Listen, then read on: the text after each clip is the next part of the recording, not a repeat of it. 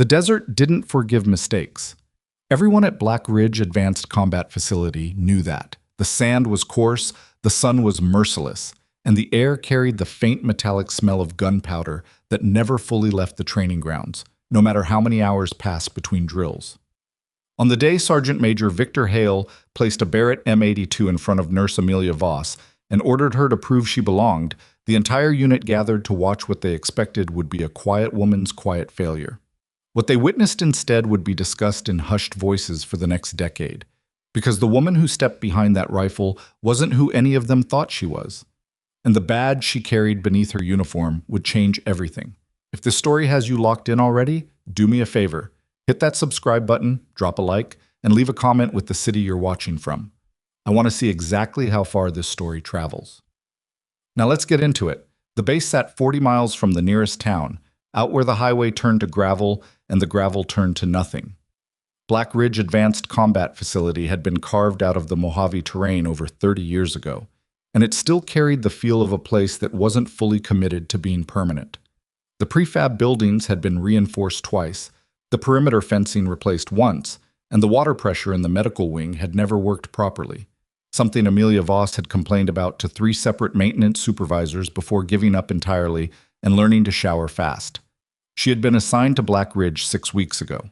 The orders came through the standard military medical placement system, routing her out of the regional hospital at Fort Caldwell and into a role supporting the advanced training program at Black Ridge, combat readiness evaluation, field triage protocols, medical oversight for high-intensity simulation exercises. The assignment was listed as routine. Nobody at Fort Caldwell seemed concerned about it. Amelia had signed the transfer papers, packed her gear, and driven herself to the desert without asking anyone for help. She arrived on a Tuesday. By Wednesday, she already understood the dynamic. Black Ridge ran on a specific hierarchy, and that hierarchy was enforced less through official rank and more through reputation. The soldiers here were not standard infantry. They were advanced qualifiers, veterans cycling through specialized training programs designed to evaluate fitness for assignment to special operations support roles. Most of them had combat deployment histories. Most of them wore their experience like armor, which meant they spotted anyone who didn't belong immediately and treated that person accordingly. A nurse from a regional medical facility was not, in their estimation, someone who belonged.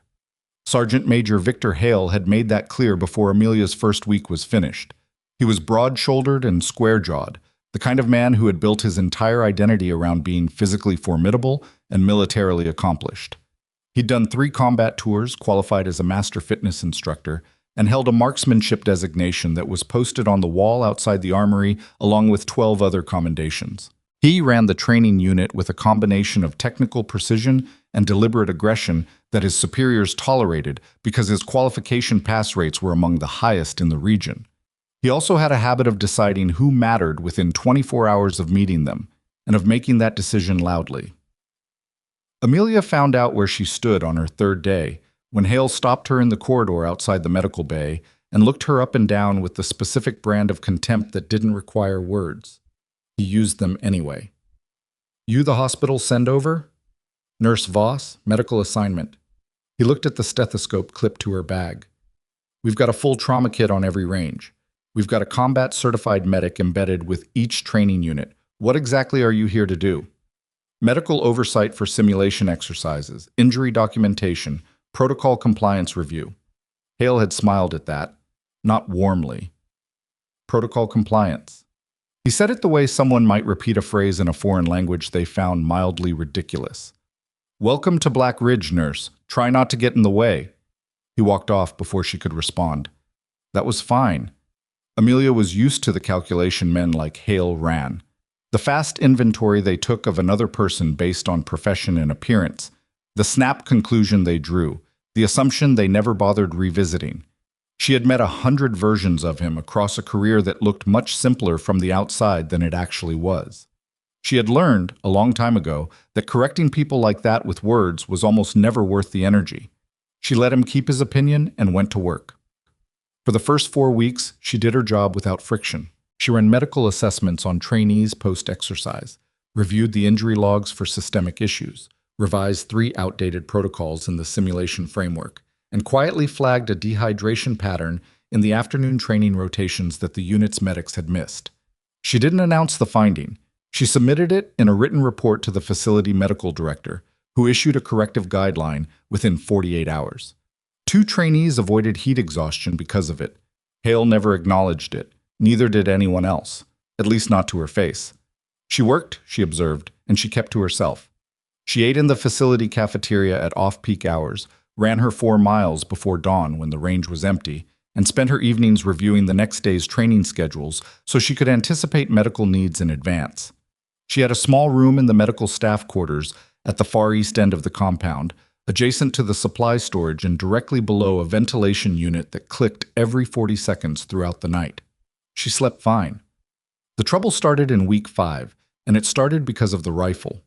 The qualifying range at Black Ridge ran precision marksman evaluations twice per rotation cycle, required assessments for trainees advancing into specialized roles. The evaluations used a calibrated scoring system across multiple weapon platforms, culminating in a long-distance assessment with the facility's Barrett M82, a 50-caliber anti-material rifle that was maintained in the armory with a reverence bordering on ceremony. The M82 was not a beginner's weapon, at 30 pounds unloaded, with a recoil that could separate poorly trained shooters from their concentration. It required specific instruction, physical conditioning, and a qualifying score on intermediate platforms before trainees were even permitted to approach it. Amelia happened to be present at the armory checkout counter when a scheduling confusion sent 2 trainees and their range supervisor to the same station at the wrong time. She had come to check in a piece of medical monitoring equipment that had been incorrectly logged under the armory's inventory system, a bureaucratic quirk that required her physical signature. While she waited for the supervisor to sort out the scheduling conflict, she set her bag on the counter next to a maintenance chart for the M82 and unconsciously turned the chart toward herself to read it. She didn't think anything of it. It was just a maintenance log. The range supervisor noticed.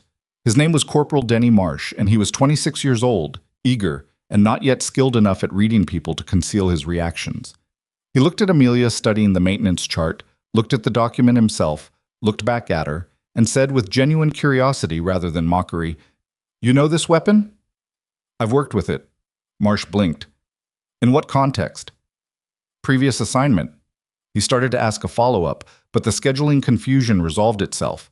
The trainees sorted out, and the moment passed. Amelia signed the equipment form, collected her bag, and left. She did not know that Marsh mentioned the exchange to his bunkmate that evening, or that the bunkmate mentioned it to 3 others, or that by the next morning the story had traveled, distorted and exaggerated in the way that stories always travel in enclosed military environments, to the ears of Sergeant Major Hale. By the time Hale heard it, the version of events had mutated into, the hospital nurse was telling people she was a trained sniper. He found her the next afternoon on the medical observation deck overlooking Range 3, where she was monitoring a physical stress evaluation. He came up behind her without announcing himself, which was a tactic he used deliberately. "Heard you've been making claims in the armory." Amelia turned around. "I haven't made any claims." "Marsh says you told him you'd worked with the M82.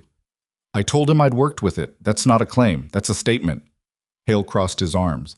His sleeves were rolled precisely to mid-forearm, a habit so consistent it read as deliberate. "In what capacity?" "Previous assignment." "Which was?" "Classified." The word landed like a flat stone. Hale stared at her for a moment, then smiled. That same smile from the corridor, the one that wasn't warm. Of course it was. He looked out at the range below them, where trainees were cycling through the physical stress circuit. "You know what I think? I think someone who actually knew that weapon wouldn't make vague comments about it to an E4 in an armory." "I wasn't making comments. He asked a question. I answered it. And I'm asking a question." He turned back to her. "You want to tell me you can handle an M82, Nurse Voss?" She met his eyes. "I didn't say that." "But you implied it." "I implied I'd worked with it. Those are different things." He held her gaze for 3 seconds. Then he made the decision that would cost him more than he understood at the time. "Friday rotation, Range 7. I'm going to give you the opportunity to put your money where your mouth is." He paused deliberately. "In front of the entire unit." Amelia didn't flinch. "That's not necessary." "I think it is. You've been here 6 weeks and my people have questions about who's operating in this facility. You want to stand around implying things about your background. You can stand up and demonstrate it. He straightened. Friday, 1400 hours. Don't be late. He walked away without waiting for her response. She turned back to the range below and watched a trainee complete the circuit, breathing hard, crossing the finish marker at a stumble. She noted the time in her log. She made a notation about the trainee's gait, right ankle, possible strain, recommend evaluation, and she put Hale's challenge in a separate mental compartment and closed it. She had until Friday. The days between Wednesday and Friday passed in their normal rhythm. Amelia completed her evaluations, ran her morning miles, submitted a revised hydration protocol to the medical director. She ate alone. She slept under the clicking ventilation. She did not discuss the Friday range evaluation with anyone, which meant the story spread entirely without her participation, growing larger and stranger as it moved through the unit's social ecosystem.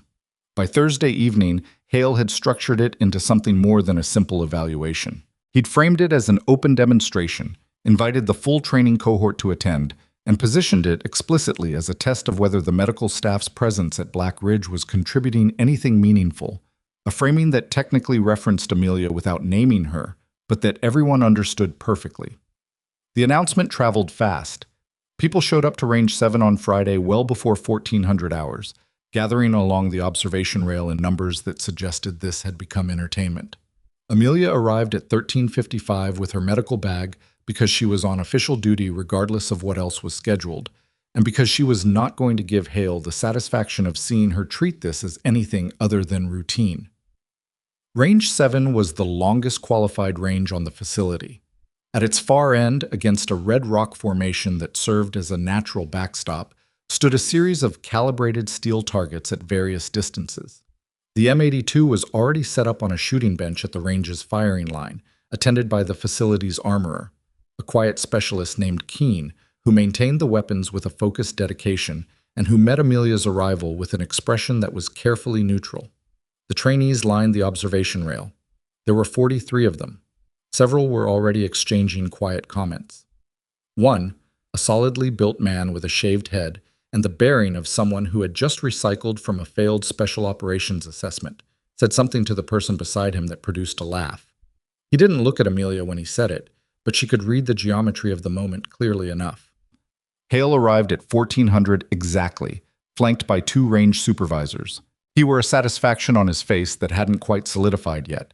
The anticipatory version, still dependent on how the next 30 minutes went. Nurse Voss. He said it like an announcement. You're familiar with the weapon. I am. Good. Then we'll keep this simple. He gestured toward the steel plate at the far end of the range. 2,100 yards. 1 round. You hit it, we'll all be very impressed. You miss, we'll all know what we needed to know. He looked at the assembled trainees. Straightforward enough? Nobody laughed. But several of them were smiling, and that communicated the same thing. Amelia set her medical bag down on the bench beside the M82 and looked at the range. 2,100 yards was not a standard qualification distance.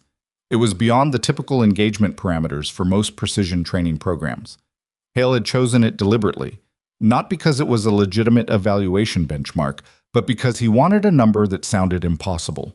She didn't respond to his framing. Instead, she looked at the armorer. Can I have a minute with the weapon before I approach? Keene, neutral, and professional stepped aside. It's on the bench. Amelia moved to the M82 without ceremony.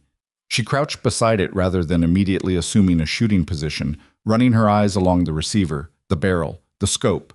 She checked the bipod positioning. She looked at the scope adjustment turrets without touching them yet, reading the current settings.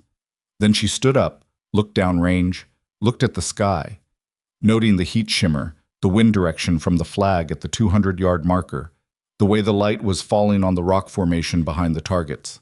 She had been doing this calculation since she arrived at the range. She'd been doing it, honestly, since she'd walked outside that morning and felt the wind. Someone along the observation rail murmured something. She heard Hale shift his weight behind her. She went prone behind the weapon. The shooting position was immediate and correct. Not performed, not adjusted into, simply assumed, the way someone assumes a posture they've inhabited 1,000 times. Her body knew the geometry before her mind finished processing it. Left hand forward on the stock, right hand on the grip, cheek welded to the stock with the scope aligned to her dominant eye without requiring any adjustment of her head. Her legs spread at the correct angle.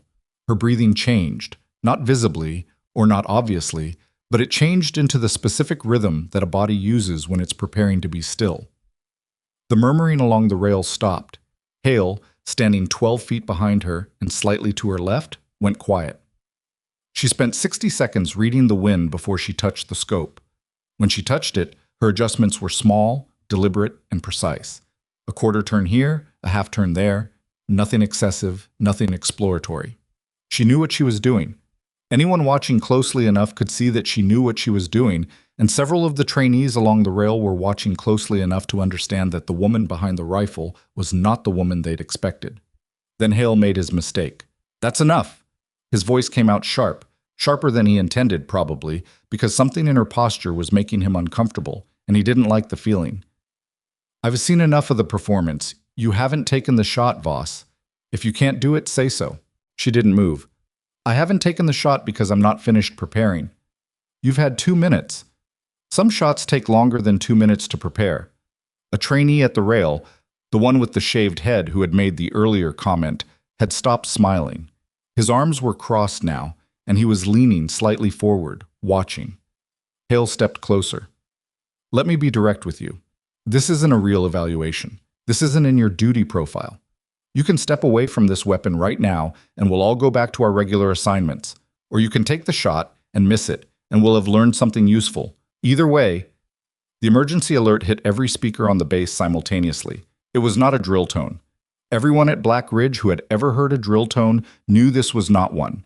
The frequency was different. The pattern was wrong. The voice that followed was clipped and controlled in the way that voices are when the situation is real and time matters. "Priority alert. All units. Convoy 7 Alpha has reported contact at Grid November Victor 3-3. 4 operators, 1 vehicle disabled, 1 possible casualty. Engagement ongoing. All available assets report to command immediately." The range erupted, not in chaos, but in the specific organized urgency of trained people redirecting instantly. The trainees came off the observation rail. The range supervisors turned toward the command post. Hale was already reaching for his radio. His expression transformed from satisfaction to calculation. Amelia stood up from behind the M82 calmly, because she had heard alerts before, and she knew that panic in the first 60 seconds was the thing that killed people in the next 10 minutes. She picked up her medical bag. From the command tower at the south end of Range 7, a figure emerged onto the external walkway. General Carter Rains, the base commander, who had been conducting a routine oversight review and whose presence on that particular walkway at that particular moment was either coincidence or the specific kind of luck that doesn't feel like luck until afterward. He was in his 60s, silver-haired, with a bearing that didn't require rank insignia to communicate authority. He had a radio in one hand and a tablet in the other, and he was already processing the situation as he walked. He stopped at the railing and looked down at the range.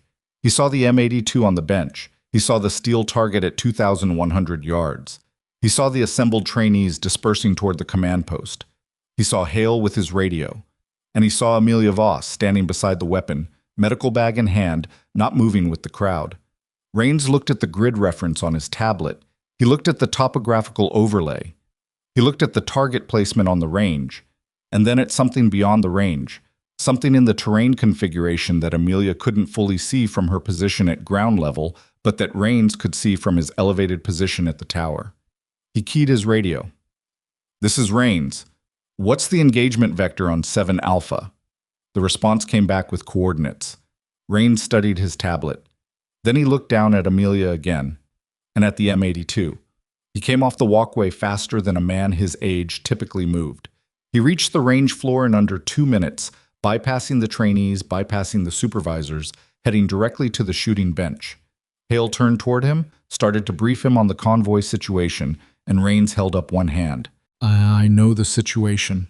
He looked at Amelia. "I'm General Rains, base commander." A pause. "You're the medical assignment, Nurse Voss. You were behind this weapon." "Yes." He held her gaze. "Not as a performance. I was watching from the tower before the alert. You were reading the wind. You were making real adjustments, he paused. Were you actually going to take that shot? I was preparing to. At 2,100 yards. Yes. Hale stepped forward. General, with respect, she's a nurse. Medical staff. Whatever she was doing with the weapon. Sergeant Major. Rain's voice didn't rise. It didn't need to. I'll need you to be quiet for a moment. He turned back to Amelia. The convoy is pinned 200 meters beyond the far end of this range. The terrain gives them no cover option on 3 sides. The 4th side has an angle that could break the engagement, but our closest qualified asset is 22 minutes out by air, and the situation may not be stable in 22 minutes. He looked at the M82. If I hand you this weapon and ask you to take a shot, not a qualification round, a real shot, can you tell me honestly whether that's something you can do? The range had gone almost completely silent. The trainees who hadn't yet left were frozen. Hale had stopped moving. Keene, the armorer, stood absolutely still near the bench. Amelia looked at Rains. She looked at the range. She thought about the wind she'd been reading for the past 40 minutes, the heat shimmer she'd calculated, the scope settings she'd dialed in before Hale interrupted her. What's the target? She said. Rains showed her the tablet. Vehicle-mounted communications system. Disabling it breaks their coordination. It's static, it's not shielded, and it's approximately 2,400 yards from this position. 300 yards beyond the steel plate. She looked at the tablet for 4 seconds. She looked at the sky. She looked at the range, and then beyond the range, into the terrain where the convoy was pinned. Give me the weapon, she said. Hale made a sound, not a word, something between a word and a breath, something involuntary that came out because he could not fully process what was happening. Rains nodded once to Keene. The armorer stepped aside. Amelia set down her medical bag, moved to the bench, and went prone behind the M82 for the second time in 10 minutes. But this time there was no audience performance in it, no awareness of the people watching. There was only the weapon, the scope, the wind, and a calculation she had already started making before anyone handed her the tablet. She was back in the position within seconds. Her cheek found the stock. Her eye found the scope. The crosshairs settled. She breathed once, slowly, and the range was so quiet that several people could hear her exhale. The crack of the .50 caliber round detonating out of the barrel hit the air like a thunderclap, scattering 2 birds from the far rock formation and rolling across the desert in a wave of displaced sound. At the observation rail, 2 trainees stepped back involuntarily from the concussion. The communications system on the pinned vehicle, 2,417 yards from where Amelia Voss was lying, ceased to function. The radio on Rains's hip crackled almost immediately. Command, this is 7 Alpha. Confirm package disabled. Engagement broken. We're moving. A pause. Confirm the asset who took that shot.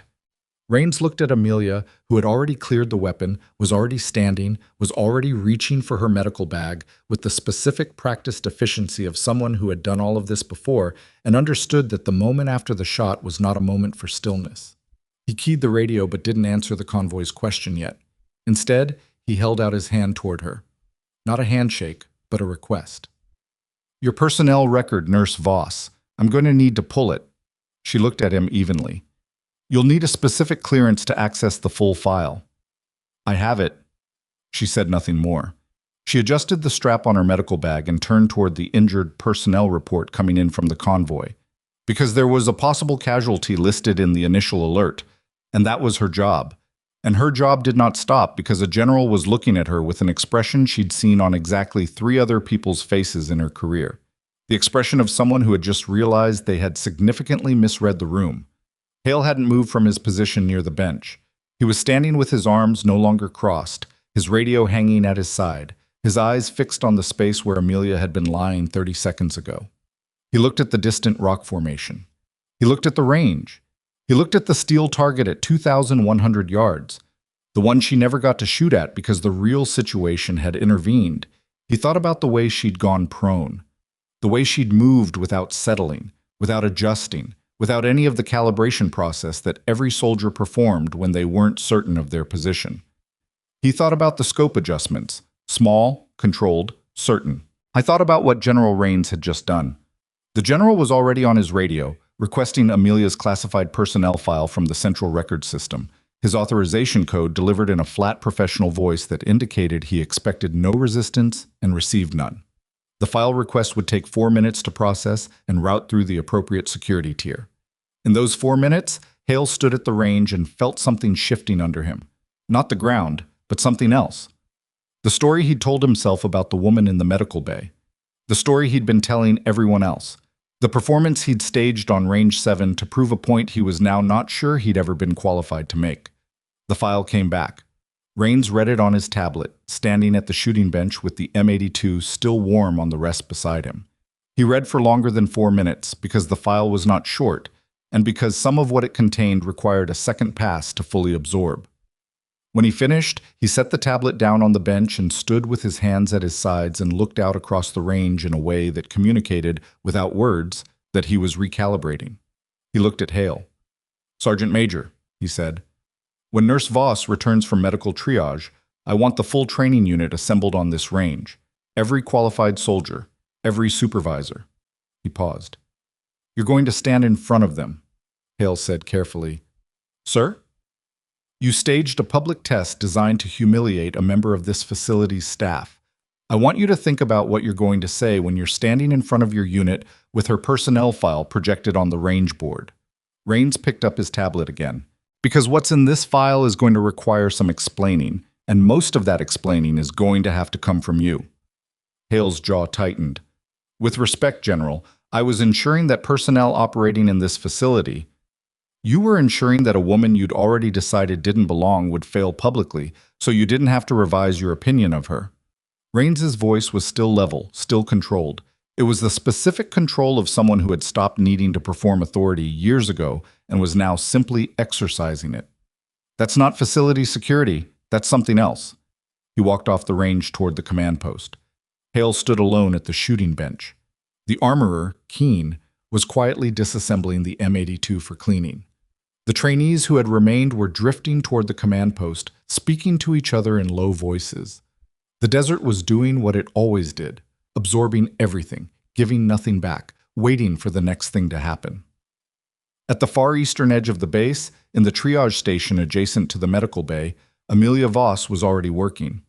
The convoy's possible casualty, a 24-year-old operator named Specialist Draven Cole, who had taken shrapnel to the left forearm and a concussive blast impact, had been brought in by vehicle transport while the radio chatter was still sorting itself out.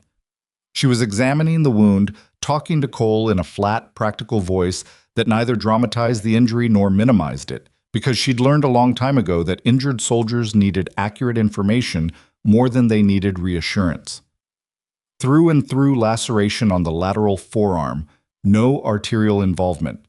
Possible hairline fracture. We'll need imaging to confirm. Concussion protocols apply, which means you're on observation for the next 24 hours, regardless of how you feel. So don't tell me you feel fine." Cole, who had in fact been about to tell her he felt fine, closed his mouth. "The shrapnel fragment came out clean?" Field medic extracted it at the scene. She was already cleaning the wound, her movements efficient and direct. "What was the blast distance?" "Maybe 8 feet. She nodded, making a note.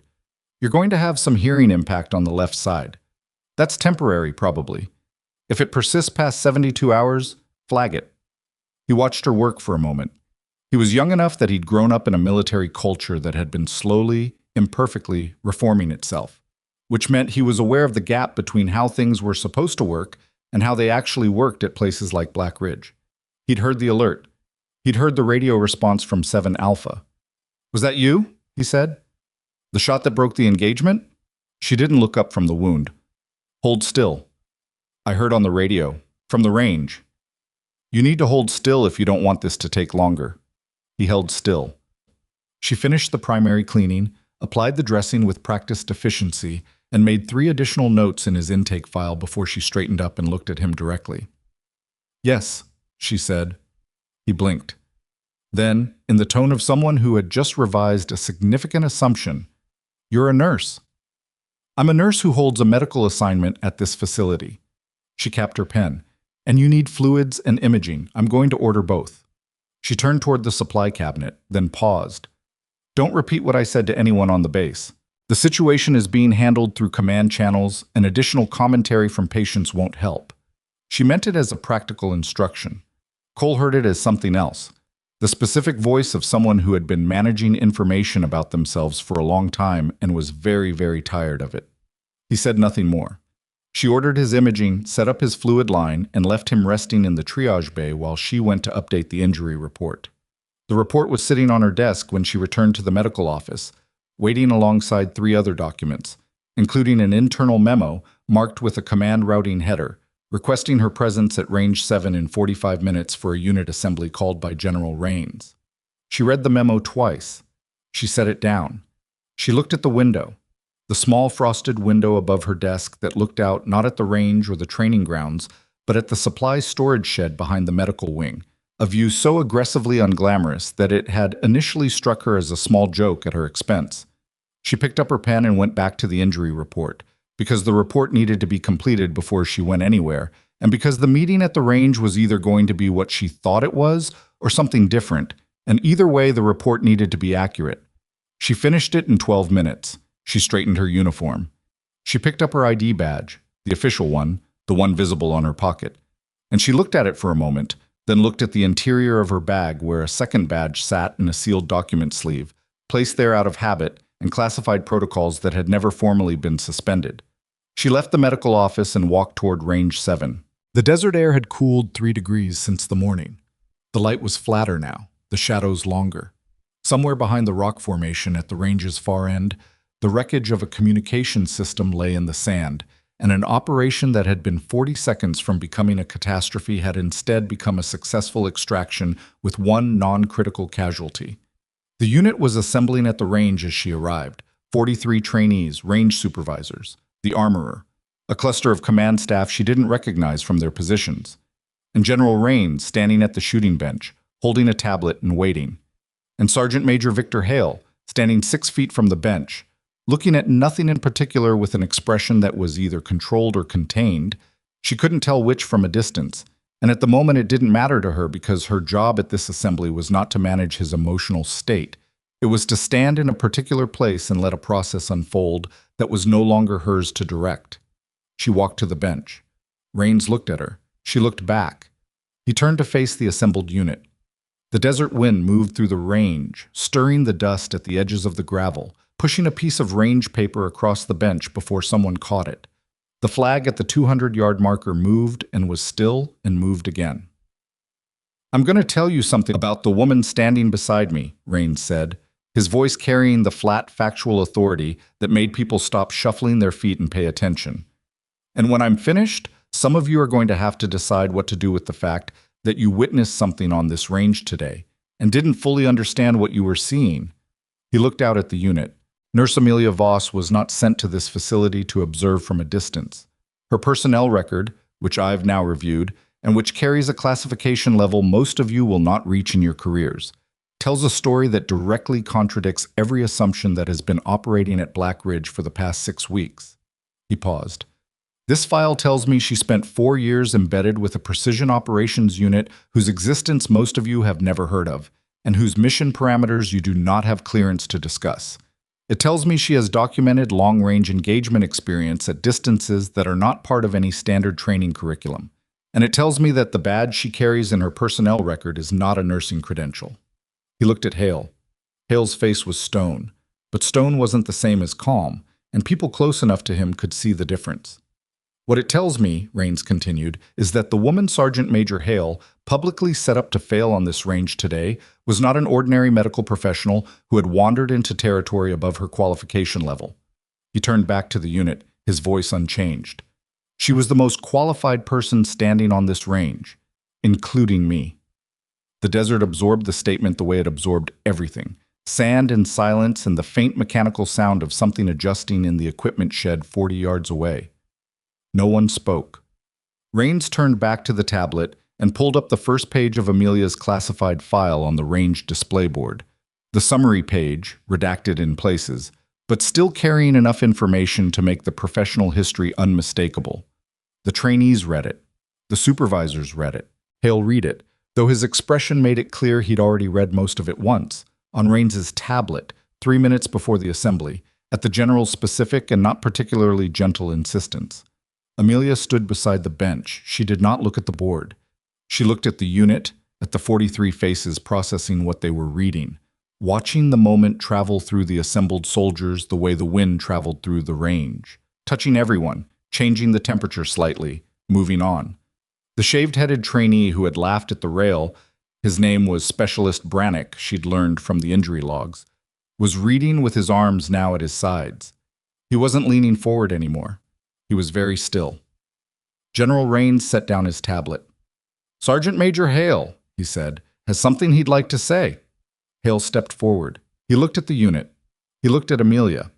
And whatever he was about to say when he opened his mouth on a cooling desert range, with the smell of gunpowder still faint in the air, and the M82 cleaned and holstered on the bench behind him, and his own personnel record suddenly feeling considerably less substantial than it had that morning. Whatever he was about to say was something no one on that range was going to forget for a long time. Hale cleared his throat once, a small, involuntary sound that wasn't quite preparation and wasn't quite hesitation, but landed somewhere between them. He stood with his hands loose at his sides, which was not his usual posture. His usual posture involved his arms crossed or his hands on his hips, something that created a physical perimeter around himself. The loose hands made him look younger than he was, and not in a good way. "I made an assessment," he said. His voice was professional, controlled, the voice he used when he was delivering information. He didn't particularly want to deliver. "I made it fast, and I made it without the information I needed to make it correctly." He paused. "That's a failure of judgment, my judgment, not a policy failure, not a system failure. Mine." The unit was completely still. "I set up a public evaluation that wasn't about qualification. It was about making a point, and the point I was trying to make was wrong." He looked at Amelia directly, which took visible effort, not because he was weak, but because he was a man who had spent most of his career in a role that rarely required him to look directly at his own failures in front of 43 people. "Nurse Voss, I owe you a straightforward apology. What I did was wrong." Amelia looked back at him. She didn't nod. She didn't smile. She didn't perform forgiveness for the audience. She said, "I heard you," because that was the honest response. And she was not going to pretend that one public apology dissolved 6 weeks of deliberate dismissal. Hale held her gaze for 2 seconds, then looked back at the unit. He had more to say. Rains had made that clear. But whatever else was coming would come through the formal investigation process that the general had already indicated was being initiated. Tonight's assembly was accountability in the immediate sense. The rest would be institutional. Rains stepped forward. "We're done here. Return to your assignments." The unit broke. Not chaotically, with the specific organized dispersal of trained people who understood that the next hour would involve a significant amount of informal processing among themselves, and who were already beginning to sort through what they'd just witnessed before they'd even fully left the range. Brannick, the shaved-headed specialist, passed within 5 feet of Amelia on his way out. He didn't say anything, but he looked at her, not with the half attention of someone cataloging a person they'd already sorted into a category, but with the full attention of someone who had just realized they'd had the category completely wrong. He looked, and then he looked away, and then he kept walking. Amelia watched them go. Rains waited until the range was mostly clear before he turned back to her. "I need to ask you some questions. Not here. My office. I'm on duty until 1800. I'll clear it with your medical director." He said it without implication, a logistical statement, not a power move. "This won't take long." She picked up her bag. "Give me 15 minutes. I need to check on a patient." He nodded. He didn't argue, which told her something about how the conversation in his office was likely to go. She walked back to the triage bay. Cole was asleep when she arrived. The specific deep sleep of someone whose body had decided the crisis was over and had initiated repair protocols without asking permission. His fluid line was running correctly, his color was better, and his injury documentation was complete and filed. She checked his vitals, made a notation in the log, and told the attending corpsman to contact her directly if there was any change. Then she went to the general's office. Rains's office was utilitarian without being austere, the kind of workspace that reflected a person who had made peace with functionality and stopped worrying about what it communicated. A desk, 2 chairs, a wall of filing cabinets, a window that looked out at the training yard. a photograph on the credenza behind the desk that she didn't examine. He was already there when she arrived, seated behind the desk with her file open on the tablet in front of him. He gestured to the chair across from him. She sat. "I want to be direct with you," he said. "The record I pulled is comprehensive. I'm not going to pretend I've fully processed everything in it. What I have processed is enough for me to understand that your assignment to this facility was not routine and that whoever authorized your placement here had a specific reason for doing so." He set the tablet down. "I don't know what that reason is, and your file doesn't tell me." "No," she said. "It wouldn't." "Are you going to tell me?" She looked at him steadily. "I'm here in a medical capacity. That's the assignment on record. Everything else in my file is prior service. Prior service that included precision operations at distances I've only seen documented twice in 20 years of command." He was watching her carefully, the way someone watches a person they're trying to read without being obvious about it. "You didn't hesitate today. At 2,400 yards with an active situation, no spotter, and no preparation time beyond what you'd done independently. You didn't hesitate." "Hesitation would have been a problem." "Yes, it would have." He leaned back slightly. "I'm not asking you to disclose classified mission history.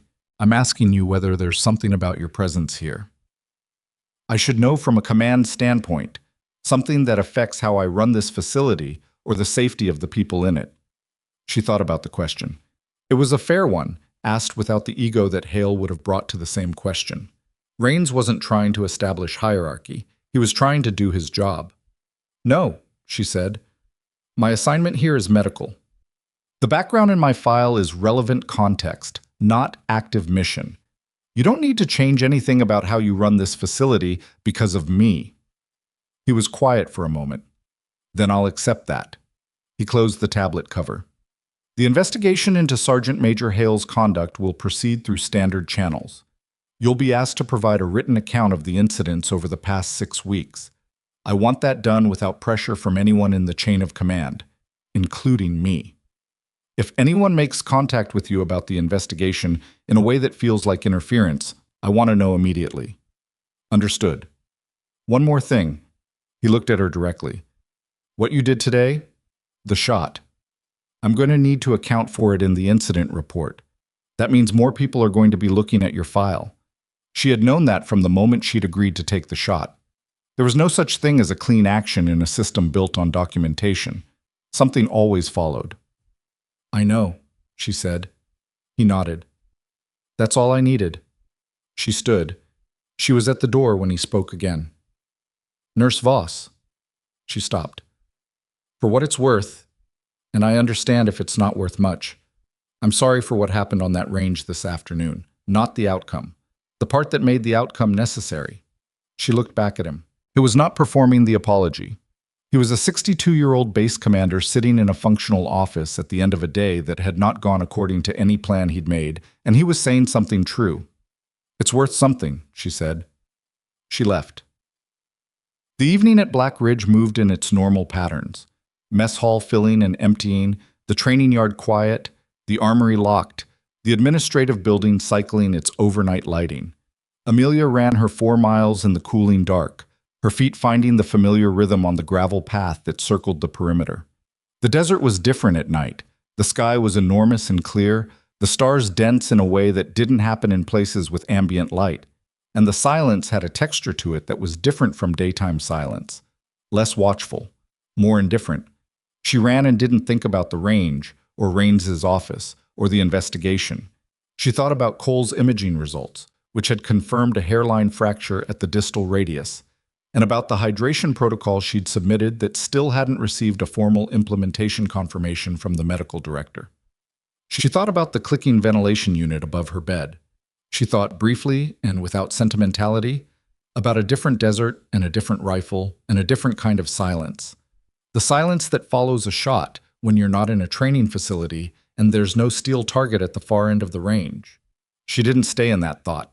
She ran through it and came out the other side and finished her 4 miles in 31 minutes, which was 40 seconds slower than her usual pace, which was fine. She showered in the inadequate water pressure, wrote 2 paragraphs of the formal incident account Raines had requested, decided the rest could wait until morning when her thinking was cleaner, and slept through the clicking ventilation unit without difficulty. The next morning brought complications. The first complication was the email. It was in her official military mail account, time-stamped at 0314, the specific timestamp that suggested someone had composed it during the kind of sleeplessness that comes from unresolved anxiety rather than operational necessity. The sender was a Colonel Marcus Weatherby, listed in the system as a personnel oversight coordinator attached to the regional command office. Amelia had never heard of him. The email was politely worded and procedurally framed, requesting her voluntary participation in a preliminary records review related to the irregular deployment of specialized personnel in non-specialized roles. It requested a response within 24 hours. She read it twice. She forwarded it to Raines's adjutant with a brief note indicating she'd received it and wanted command to be aware before she responded. The second complication arrived in person, shortly after breakfast. His name was Staff Sergeant Owen Driscoll, and he came to the medical bay at 0740 under the pretext of a routine fitness evaluation. He was mid-30s, lean in the way of someone who maintained their physical conditioning through discipline rather than enjoyment, with the particular careful blankness of expression that she associated with people who had been trained to gather information without appearing to gather it.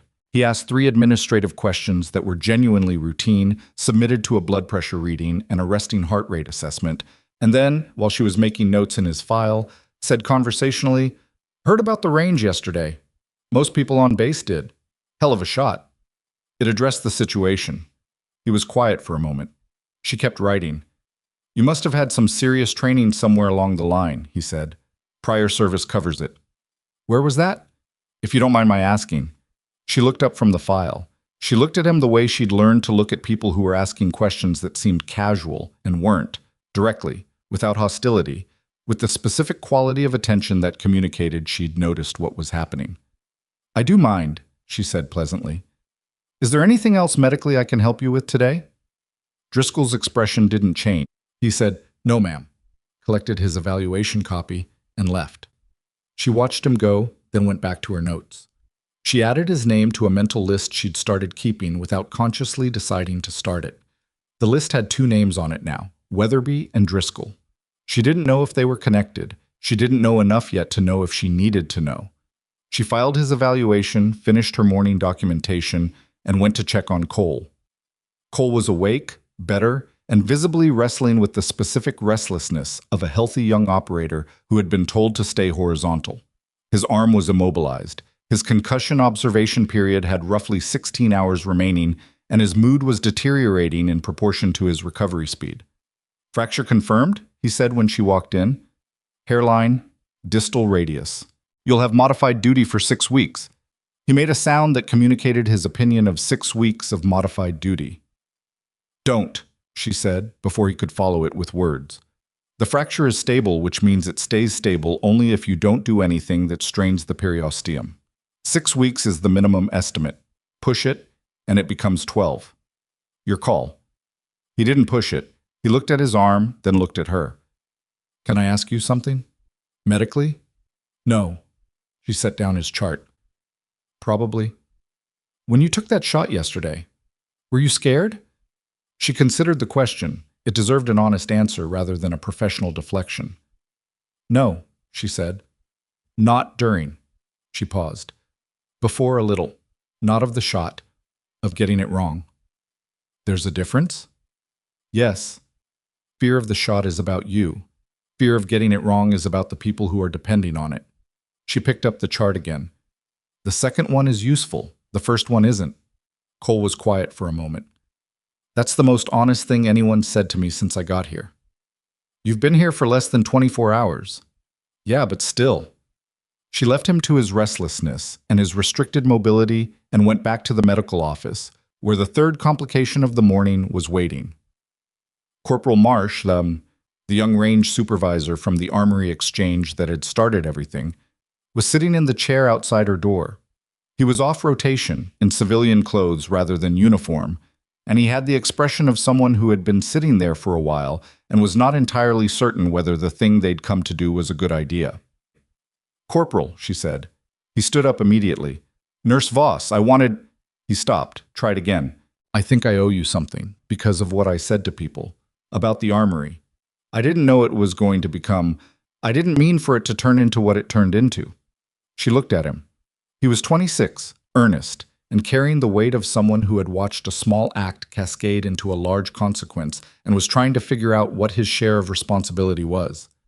You answered a question honestly, she said. That's not what caused the problem. But if I hadn't said anything, then something else would have. She meant it. Hale was looking for an excuse. He found one. That's not your failure. She paused. Was there anything else? Marsh hesitated. There's something else I heard, and I wasn't sure if I should. I don't know who it's relevant to, or if it's just base gossip, but… He stopped again. Say it clearly, she said. Don't build up to it. He took a breath. There's a guy, Driscoll. He was asking around after you last night. Not just me, 3 or 4 people. Asking about your background, what you did before this assignment, whether you'd said anything about where you'd been. He wasn't being subtle about it, but he was acting like it was casual. Marsh looked uncomfortable. It felt like more than curiosity. Amelia kept her expression neutral. Thank you for telling me. Should you be worried? I don't know yet. She opened her office door. Go back to your rotation, Corporal. You've done the right thing. He nodded, looked like he wanted to say something else, decided against it, and left. She went into her office. She sat at her desk. She looked at the frosted window above it, the supply shed, the ordinary aggressively unglamorous view. And she let herself think for 2 full minutes without any professional framework around the thinking. Weatherby's email, Driscoll's questions, the personnel file request that Rains had pulled, which would have generated a notification at the clearance level it required, a notification that went somewhere specific to specific people, whose job it was to monitor when files like hers got accessed. She'd known this was a possibility from the moment she'd agreed to take the shot. She'd weighed it in the 4 seconds she'd spent looking at Rains's tablet. The calculus hadn't changed. The convoy needed the shot. She'd taken it. What followed from that was what followed, and managing it was a different problem from making the decision. She opened her laptop. She drafted a response to Weatherby's email, polite, procedurally correct, indicating she'd received the request and was coordinating through her command structure before providing any records or participating in any review process. Professional language designed to communicate cooperation without actually producing any information. She sent it to Rains's adjutant to review before sending. Then she pulled up the hydration protocol follow-up and went back to work, because the work was real and it needed to happen regardless of everything else. The investigation into Hale moved faster than she'd expected. By midday, she'd received a formal notice that the inquiry had been opened, that her written account would be required within 72 hours, and that she had been assigned a JAG advocate who would be available to consult with her throughout the process. She'd dealt with military investigations before, a different kind, in different circumstances, and she knew that faster than expected wasn't always good news. Fast investigations could mean the chain of command wanted something resolved before it attracted more attention. They could also mean someone with leverage wanted to control the timeline. She wrote for an hour after lunch. The incident account was factual and linear. She'd learned long ago that factual and linear was harder to argue with than thorough and emotional. Specific dates, specific words where she could recall them, specific locations and observers. No interpretation, no commentary, no language that could be read as agenda. Just what happened, in order, with enough detail that the pattern was unmistakable. She saved it, encrypted it, and forwarded it to the JAG advocate. It was 3 in the afternoon when Rains called her back to his office. He looked different than he had the night before, so not worse exactly, but occupied in the specific way of someone carrying new weight. He had 2 people with him, a woman in civilian clothes who introduced herself only as Farrell, and a man in a uniform Amelia didn't recognize the insignia of, which meant it was either specialized or deliberately ambiguous. Sit down, Rains said. She sat. Farrell spoke first. Nurse Voss, I'm going to be direct. The personnel file that General Rains accessed yesterday triggered a notification to our office. Standard protocol for files at that classification level. When we reviewed the access request and the incident that generated it, specifically the shot that was taken on Range 7, we needed to come speak with you in person. What office? Amelia said. Farrell smiled. The specific smile of someone who hadn't expected the question not to be asked, but had prepared for it anyway. Joint Special Activities Review. We monitor post-service activity of personnel with certain assignment histories. Monitor, Amelia said. Track would be another word. We prefer monitor. Farrell opened a folder. Your assignment to this facility went through standard medical placement channels, which means it wasn't routed through our office. After yesterday, we're questioning whether it should have been. My assignment is medical.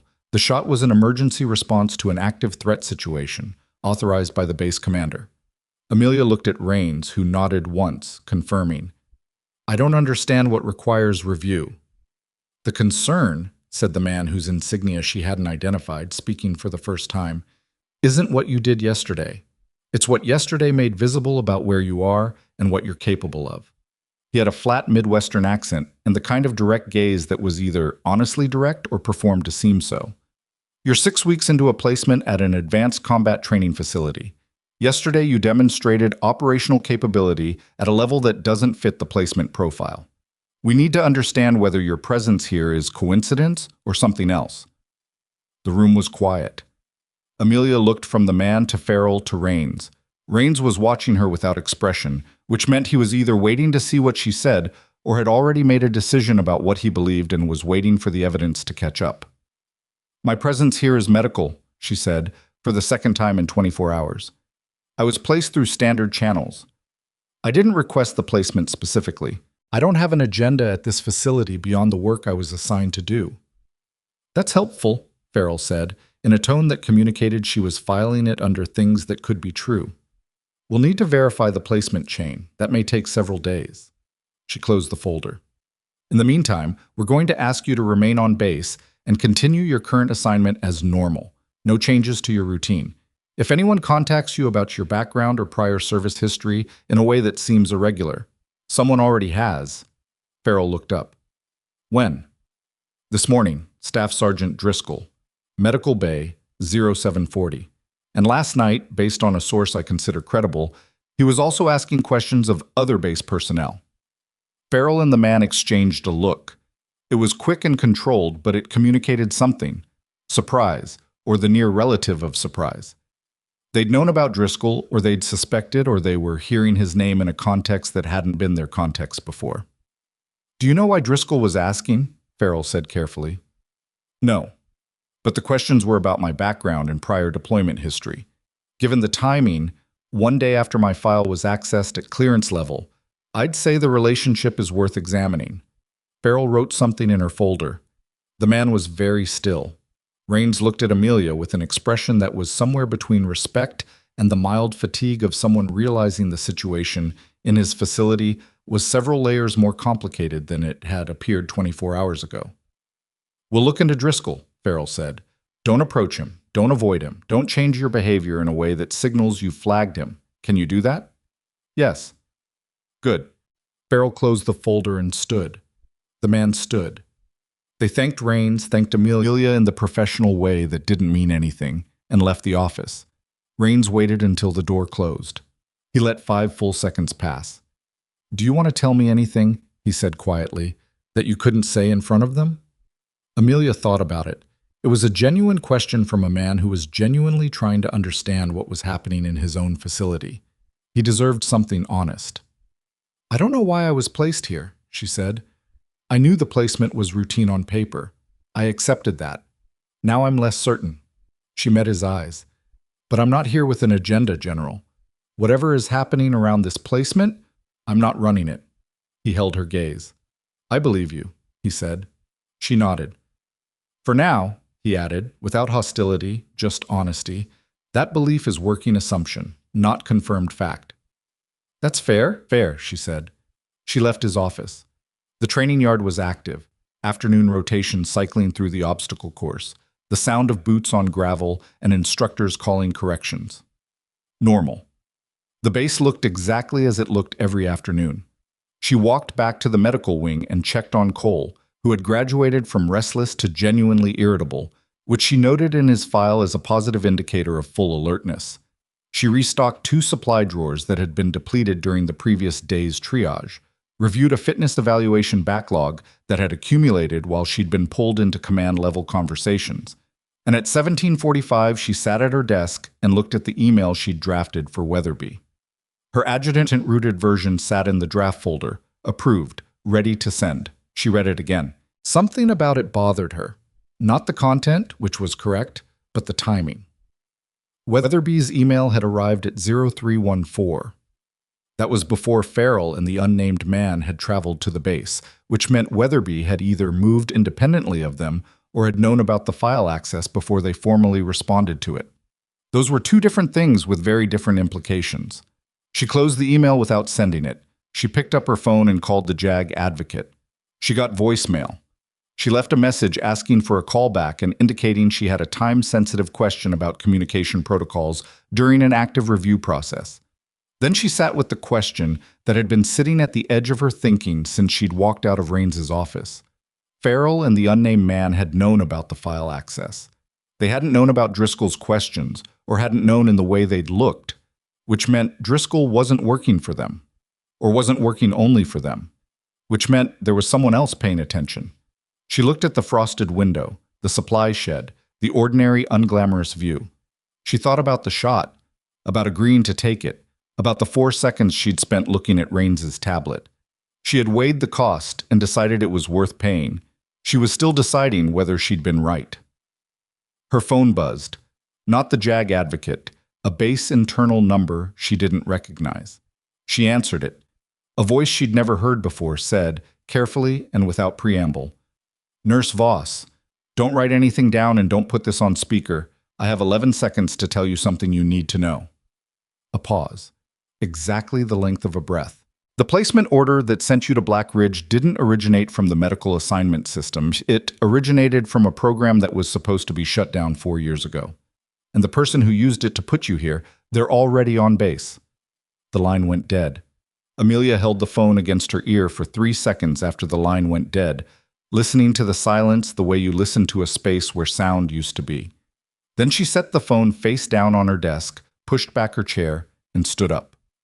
11 seconds. Whoever had called knew exactly how long they had, which meant they knew something about monitoring protocols, call log thresholds, the specific window before a base internal call generated an automatic flag. That wasn't civilian knowledge. That wasn't even standard military knowledge. That was the knowledge of someone who had worked inside the system they were warning her about. She did not write anything down. She stood at the frosted window and ran the sentence back through her mind without distorting it. The placement order didn't originate from the medical assignment system. It originated from a program that was supposed to be shut down 4 years ago. And the person who used it to put you here, they're already on base. 3 claims. She could assess the probability of each independently. The first was verifiable. Raines had said he was investigating the placement chain, and if Farrell's office was involved, they'd be pulling those records too. If the placement hadn't gone through standard medical channels, someone would find it within 48 hours. The second was harder. She knew of 2 programs in her prior service history that had been officially discontinued. One had been genuinely shut down, the other had been restructured under a new designation and continued operating under the assumption that changing the name changed the thing. The third claim was the one that changed the weight of everything else, already on base. She thought about Driscoll. She thought about Weatherby's 0314 email. She thought about Farrell's expression when she'd mentioned Driscoll's name, the quick look, the controlled surprise. She thought about the unnamed man with the ambiguous insignia who hadn't given her his name and whose silence in the room had been a specific, practiced kind of silence. She thought about who had the most to gain from having a former precision operations specialist placed at an advanced combat training facility under a medical cover assignment. She didn't have enough to answer that yet, but she had enough to know that staying in the medical office, waiting for her phone to ring again, was not going to give her more. She picked up Cole's chart because she needed a reason to move through the facility that was professional and unremarkable and walked out of the medical wing. The triage bay was quieter at this hour.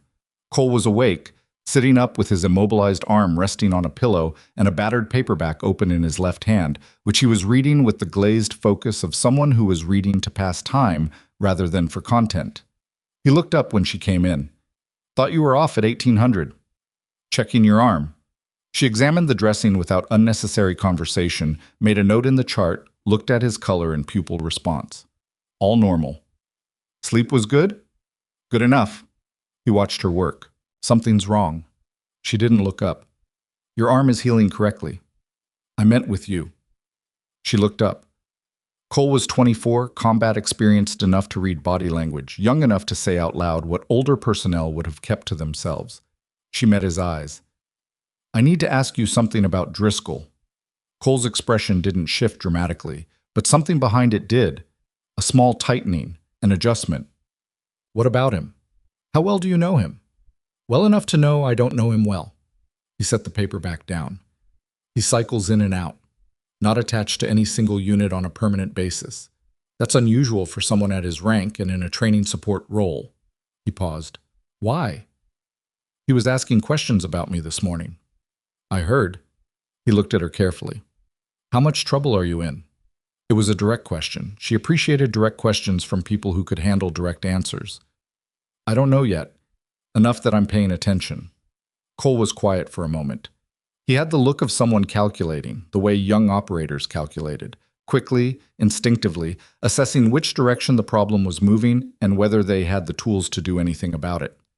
Driscoll was in the corridor outside the command building at 1300 today. I saw him from the transport when they brought me in for imaging. He wasn't going in or coming out. He was waiting. For what? I don't know. But the way he was positioned, he was watching the entrance without being obvious about it. I noticed because we trained to notice. He looked at her steadily. If someone's running him, they're not running him through official channels. His posture was wrong for someone on sanctioned duty. She made a note in his chart that wasn't about his arm. Don't mention this conversation to anyone. Didn't plan to. She left the triage bay.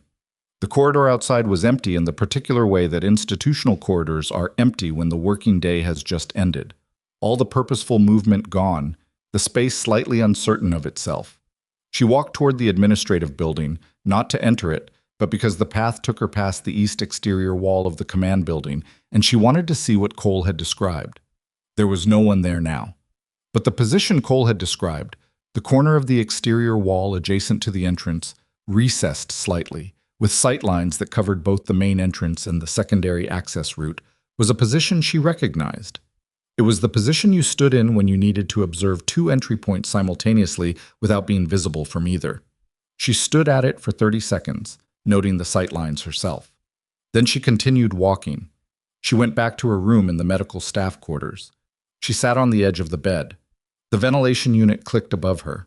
She looked at her phone and decided not to make any calls she hadn't already planned, because if there was any monitoring on base communications that she wasn't aware of, she didn't want to move in ways that indicated she'd been warned. She needed to think like someone who hadn't received the call. The problem was that someone on this base, possibly more than one person, knew she had received it. She slept badly and woke at 04:30 with the ventilation clicking and a question she hadn't been able to answer the night before sitting exactly where she'd left it. She ran her 4 miles in the dark, and by the time she was back at the medical wing at 05:30, she'd worked out the part of the problem she could work out alone. The call had been a warning, not a threat. Someone wanted her informed, not frightened, which meant whoever called was either on her side or wanted her to behave as though they were, which was a distinction she couldn't resolve without more information. What she could do was move the parts she had some control over. She went to Raines's office at 0645, before his regular schedule started. His adjutant, a young sergeant named Tipton, who had the particular organized efficiency of someone who had been doing their job long enough to have opinions about it, told her the general was already in. She asked Tipton to see if he had 5 minutes. Tipton checked, came back, and waved her through. Raines looked like a man who had also not slept entirely well. He had coffee and a tablet and the specific posture of someone who had been reading difficult documents since before the sun was fully up. Nurse Voss.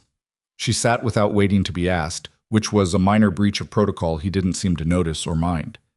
I received a call last night. Base internal line, unknown number. The caller told me my placement here didn't originate from the standard medical assignment system and that whoever placed me is already on this base. Raines set down his coffee. He looked at her with an expression that was doing several things at once. Processing the information, assessing her credibility, calculating the implications. Did you recognize the voice? No. Duration? 11 seconds. They disconnected before I could ask anything. He reached for his tablet, opened something, looked at it. The placement chain verification I requested yesterday. I received preliminary results this morning. He turned the tablet toward her. Your assignment was processed through medical channels at the surface level. Correct forms, correct routing, correct authorization signatures. He paused. But the originating request, the document that initiated the process, didn't come from the regional medical placement office. She looked at the screen. The document trail was visible, a chain of routing stamps and authorization codes. She followed it backward from her arrival at Black Ridge through the approval chain to the originating request. The originating office code was there, clear and logged. She recognized it. Not because she'd seen it recently, because she'd seen it a long time ago, attached to a different set of orders, in a different desert, before everything that had changed. That's a SOCAR designation, she said. The words came out flat, because that was the only way to say them that was useful. Rains looked at her. SOCAR was officially dissolved 4 years ago. I know. You've seen that code before. Yes. She looked at the tablet for one more second, then looked at him. I was attached to a SOCAR-coordinated program for 14 months. HoloFrame. When SOCAR was dissolved, HoloFrame was supposed to close with it. All personnel were reassigned through standard channels. All records were archived. Apparently not all of them, Rains said, were fully closed. She sat with that. The ventilation in Rains's office was better than the unit above her bed. It ran quietly, steadily, without clicking. She noticed that in the way you notice small stable things when larger unstable things are moving. Who has the authority to use a dissolved program's designation to originate a placement order, she asked. Someone with the original authorization credentials, which shouldn't be possible because those credentials were supposed to be deactivated. He took the tablet back.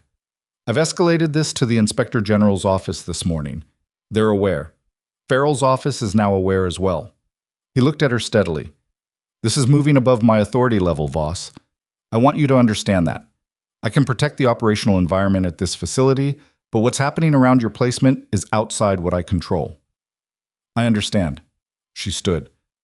The person on base, whoever placed me here, I need to know if you have any candidates. I have a list of personnel who arrived at Black Ridge within the same window as your placement order, 6 to 8 weeks ago. That list has 14 names on it. He opened a drawer, removed a printed sheet, and slid it across the desk to her. It was already printed.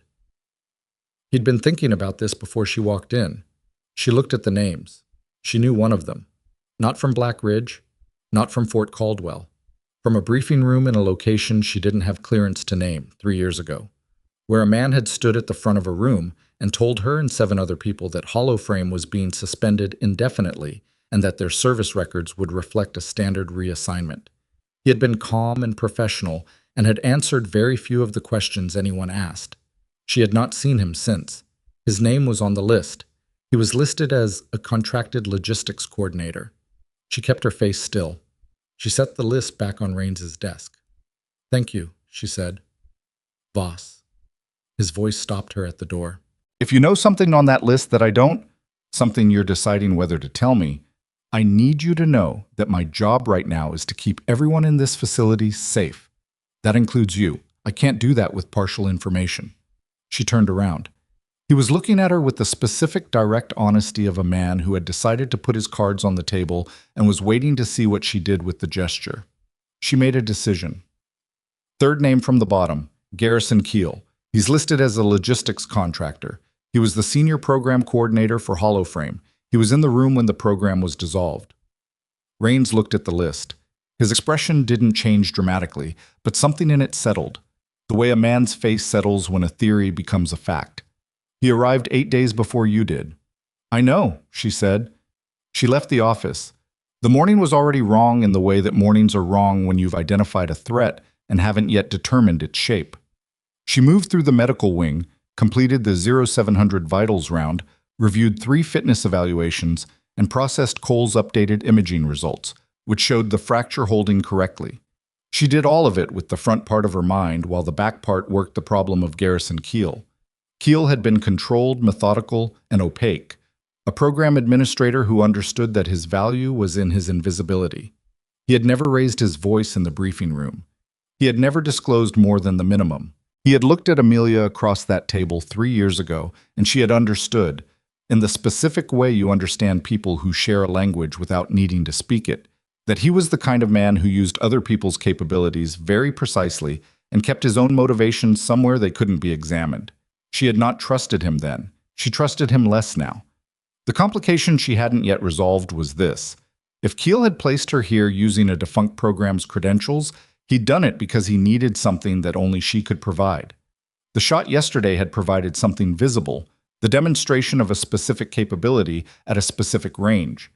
But Keel hadn't staged yesterday's events. Hale had staged them. The alert had been real.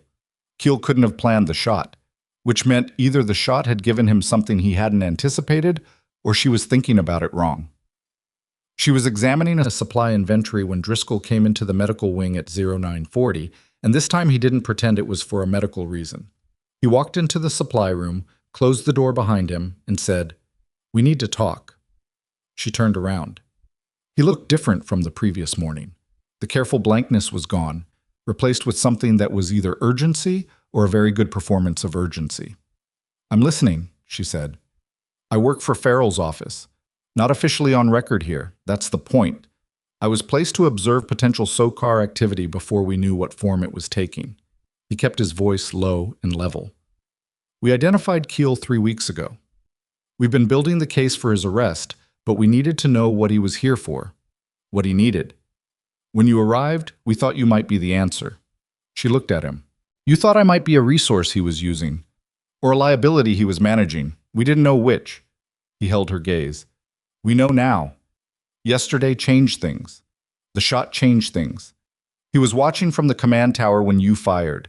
We have him on camera, and his expression when you hit that target..." Driscoll stopped. He wasn't surprised. He was satisfied. She felt the implication land. He needed the shot documented. He needed it documented at a specific classification level by a base commander with the authority to put it in an official incident report. Raines's report goes to Regional Command.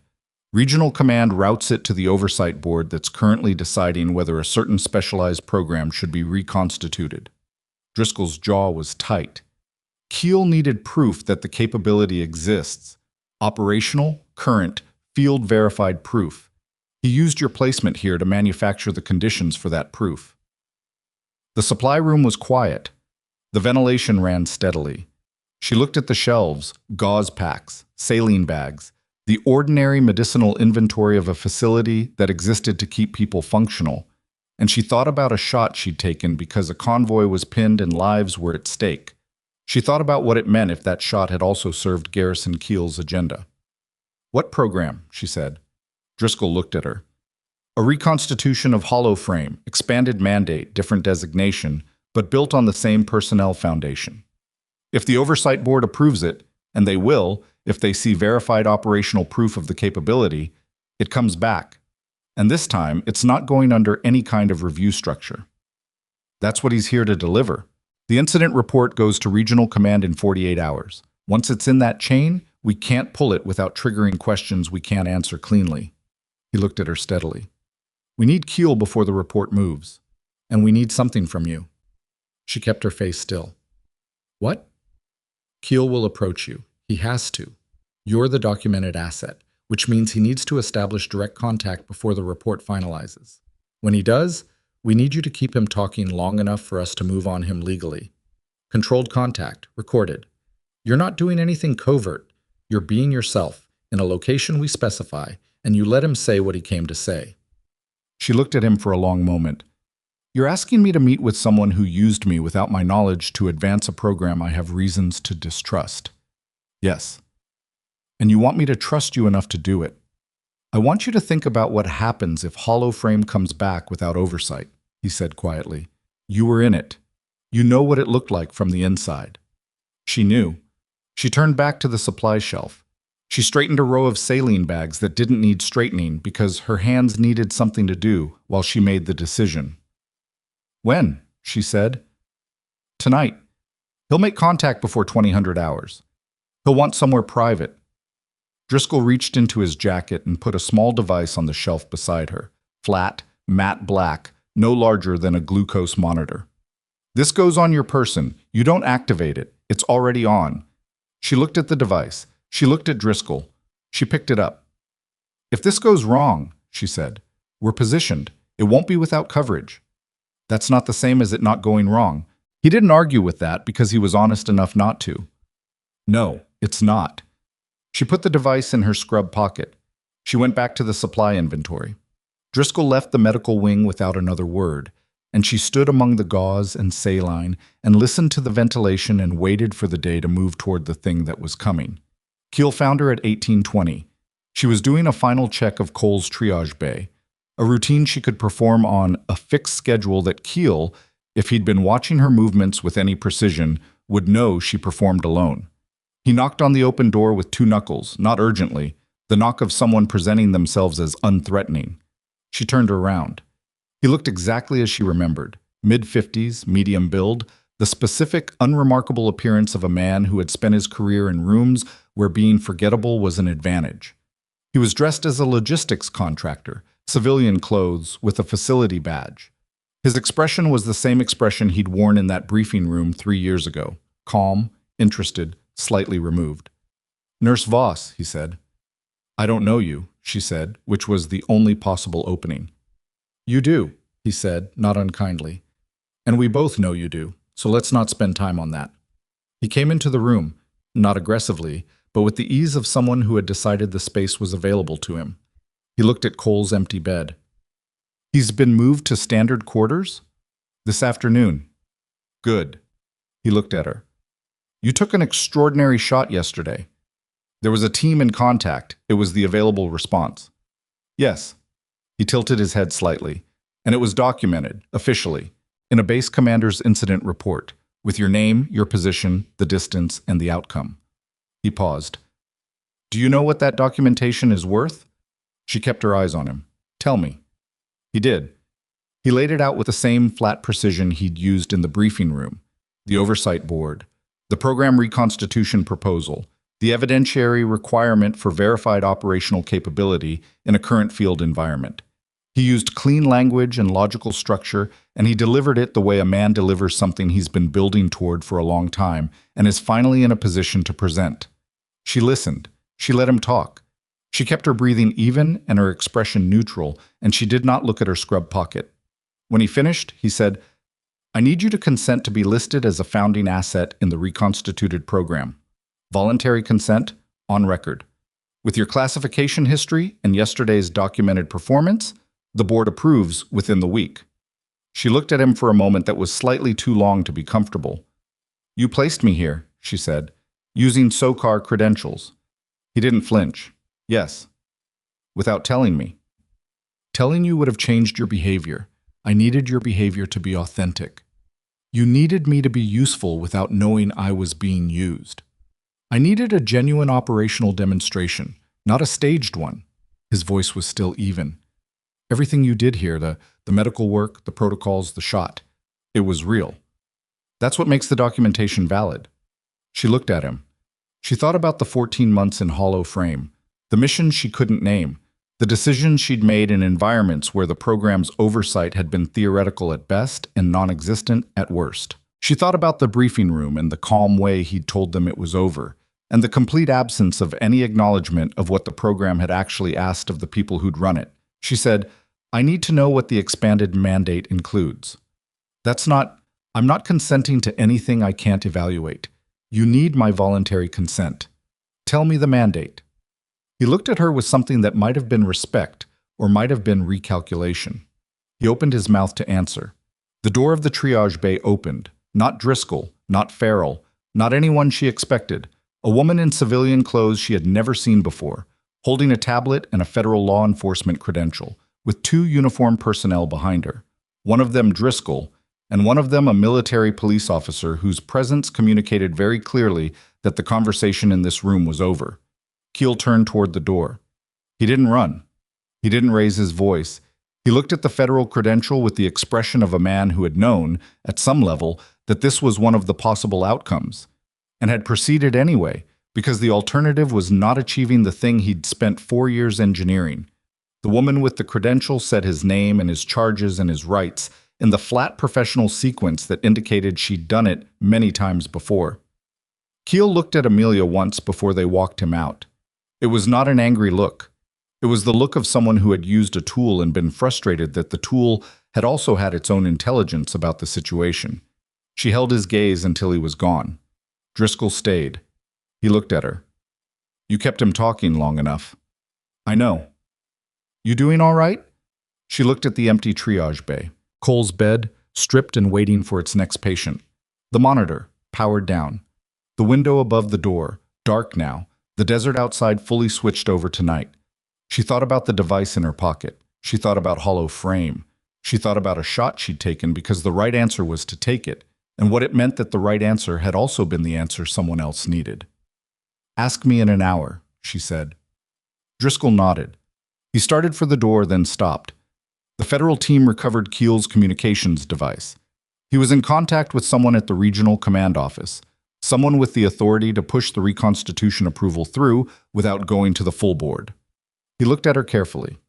That person is still at large, and they know Keel is in custody. She looked at him. "Which means," he said, "they know the documentation still exists. Raines's incident report. Your shot, your name, your record. It's still in the system, it still goes to regional command in 46 hours, and whoever is running Keel from the outside can still use it, with or without Keel, if they get to the report before we do." The triage bay was very still. "Then we need to get to the report first," she said. "Yes." Driscoll's voice was quiet. "And we have a problem. The report was submitted this afternoon through the standard routing system." He paused. "Raines didn't submit it." She went cold. "Then who did?" Driscoll looked at her with an expression that communicated without any ambiguity that the answer to that question was the thing that changed everything. "The submission came from a terminal in the medical wing," he said, time-stamped 1417. He held her gaze. "You were in Raines's office at 1417. The ventilation ran. The desert sat outside. Somewhere in the facility, a process was moving that she had not authorized and could not stop through any channel she currently had access to, and the person who had started it had done it from a terminal 20 feet from where she slept." She moved before Driscoll finished the sentence. Not running. Moving with the specific controlled speed of someone who had learned that running communicated panic, and panic cost seconds you couldn't afford. She went through the triage bay door and turned left toward the medical wing's administrative corridor, and Driscoll came with her without needing to be asked because he understood what she was doing. The medical office was 32 steps from the triage bay. She counted them without meaning to, the way her body had learned to count things in environments where counting meant the difference between knowing where you were and not knowing. The door was unlocked. She pushed it open and went to the terminal on her desk. The screen was dark. Standby mode, which kicked in after 15 minutes of inactivity. She touched the keyboard. The screen came up. She went to the access log because every terminal on base maintained an access log at the session level, and the session log would tell her who had been on the machine and when. The log showed 2 sessions for today. The first was hers, 0623 to 0701, when she drafted the Weatherby response and reviewed Cole's imaging results. The second session ran from 1409 to 1421. 12 minutes, logged under a visitor access credential rather than a named personnel account. Visitor credentials at Black Ridge were issued at the front gate for contractors and temporary personnel. They were tied to a physical badge with a chip, and the chip generated an access record every time it was used. She looked at the credential number on the log, a 6-digit code. "That credential number," she said. "Can you run it?" Driscoll was already on his phone. He read the number off the screen and waited. 19 seconds passed. Then whoever he was calling gave him something, and his face did a thing she'd learned to read in the past 6 hours. The controlled tightening of someone receiving information they'd suspected but hadn't confirmed. "It's registered to a Dr. Petra Solon," he said, listed as a visiting medical standards consultant. "She signed in 4 days ago. Her base access credentials were issued at the gate." Amelia looked at the screen. "I don't know that name." "She's not in any of our tracking. She came in clean." Driscoll looked at her. 4 days ago puts her arrival after Keel's contact with regional command, which means she's not part of the original SOCAR operation. She's part of whatever the person at regional command put in motion separately. Keel's handler. That's what it looks like. He put the phone away. She used a visitor badge to access your terminal, submit the report under a routing that bypasses the standard command review queue, and get it into the regional system before anyone could flag it. He paused. She's still on base. Her sign-out hasn't been logged. Amelia looked at her desk, at the terminal, at the frosted window above it, the supply shed, the unglamorous view. And for the first time since she'd arrived at Black Ridge, she thought about that window not as a minor institutional joke, but as a sightline. The supply shed was 40 feet from the medical wing's rear entrance. Someone standing at the shed, watching the medical office window, would know when the terminal light went on and when it went dark. Would know when the office was empty. She was watching the office, she said. Driscoll looked at the window. He understood immediately. She could see it in the shift of his posture. She waited until you were confirmed out of the wing and accessed the terminal in your 12-minute window. Which means she knew my schedule. Or she knew Rains called you to his office at 1400, which would have been visible to anyone watching the administrative building. Amelia closed the access log. She needed Rains. She needed Farrell. She needed the report pulled from the routing system before it moved further up the chain, and she needed that done in the next. She looked at the timestamp. 44 hours, less whatever time had already elapsed since 1421. She picked up her desk phone and called Rains's office. It rang 4 times and went to the adjutant line. She left a message that was 3 sentences, factual, and did not use any terminology that would be unclear to whoever transcribed it. There was an unauthorized submission from her terminal. A visitor credential was involved. She needed command response immediately. She hung up. She looked at Driscoll. Where's Farrell? Command building. She's been there since Keel was taken into custody. Take me there. They went. The command building at this hour was operating on reduced staff. The overnight skeleton crew of duty officers and communications personnel who maintained continuity between the end of the operational day and the start of the next one. Farrell was in the conference room adjacent to the duty officer's station with 2 members of her team and a secure laptop and the particular focused energy of someone who had been working without pause for several hours and had found a sustainable rhythm in it. She looked up when Amelia and Driscoll came in. Solon, Driscoll said. Farrell's expression shifted. Tell me. He told her. She listened without interrupting, asked 2 clarifying questions about the credential number and the routing pathway, and then turned to one of her team members and gave 3 rapid instructions that Amelia followed precisely. Pull the routing log, flag the submission for hold, contact the regional command duty officer with a legal intercept order on the document. The team member moved. Farrell looked at Amelia. Solon is not someone we had flagged. She came through clean because she doesn't have SOCAR history. She's a separate asset. Keel's handler uses her for exactly this kind of access operation. She moves clean, she moves fast, and she doesn't leave traces that connect back to anyone. She paused. The fact that she used your terminal specifically is important. She didn't just need the report submitted. She needed it submitted in a way that, if questioned, would point at you. The room was quiet for a moment. She was setting me up as the person who submitted it voluntarily, Amelia said. If the program reconstitution goes through and anyone questions the provenance of the documentation, the verified operational shot, the classification file access, the submission, every trail leads to you. Keel gets his program back, and if it ever gets examined, the person who looks complicit is the nurse who was placed at the facility. Farrell's voice was level, not dramatic, just factual.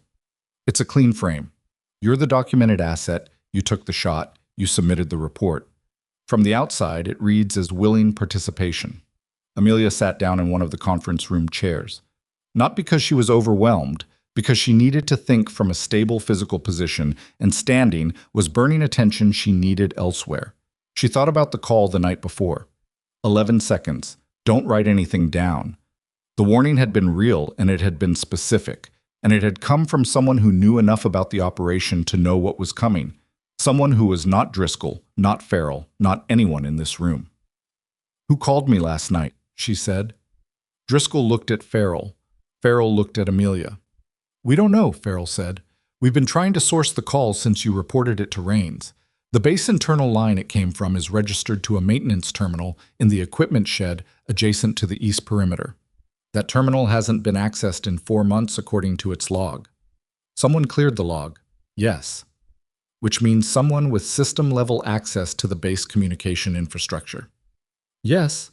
Farrell set her hands flat on the table, which is a different profile from Solon. She's an access operative. She gets into physical spaces, uses credentials, moves information. She wouldn't have the technical capability to clear a comm log and reroute an internal call. That's someone else. 3 people on this base then. Keel, Solon, and an unknown third whose role was the infrastructure, the invisible architecture that made the others possible. Farrell's team member looked up. I've got the routing log. The submission is still in the regional command queue. It hasn't been processed yet. The hold request is in, but it needs a countersignature from a JAG officer before the regional duty officer will honor it. Get me one, Farrell said. Working on it. 20 minutes, minimum. 20 minutes was not nothing. The report was sitting in a queue, paused, but not pulled.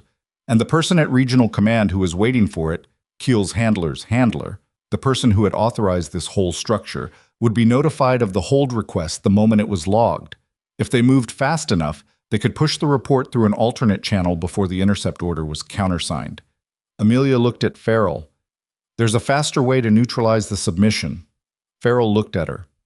The report is in Raines's name. He submitted it, or it appears he submitted it, which is what the routing will show unless someone looks at the terminal access log.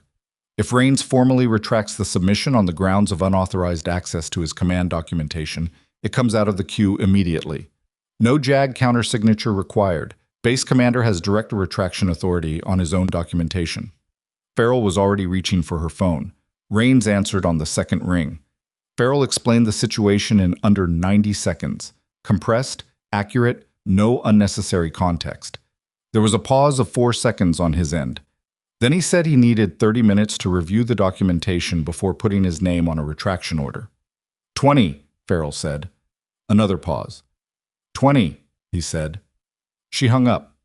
She looked at Amelia with an expression that was the nearest thing to warmth she'd shown in 2 hours of professional interaction. Good thinking. The report still exists, Amelia said. Pulling it from the queue doesn't erase the incident. My shot is still documented, my name is still in the record, and whoever is running this from regional command still has the underlying information even without the formal submission. Yes, Farrell didn't minimize it. But the legally actionable documentation, the formally submitted, officially routed report that the oversight board needs to proceed, that's what we're pulling. Without it, the reconstitution proposal has no evidentiary foundation. They can try to rebuild it from secondary sources, but that takes time, and time is what we need. It wasn't a solution. It was a delay that gave the legal process room to operate. Amelia understood the difference. She accepted it because the alternative was nothing. She sat in the conference room while Farrell's team worked, and Driscoll stood near the door with his phone, and the duty officer handled the communication traffic, and the base outside moved in its nighttime patterns, indifferent to the procedural machinery being operated inside this room. She thought about Solon, still on base, unlogged at the gate, somewhere in the facility's physical space.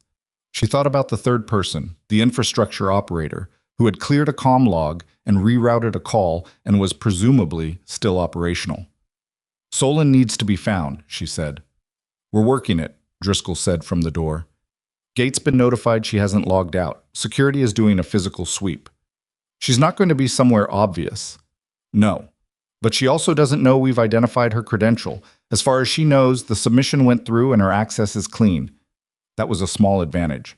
Amelia sat with it. Raines's retraction order came through at 2043.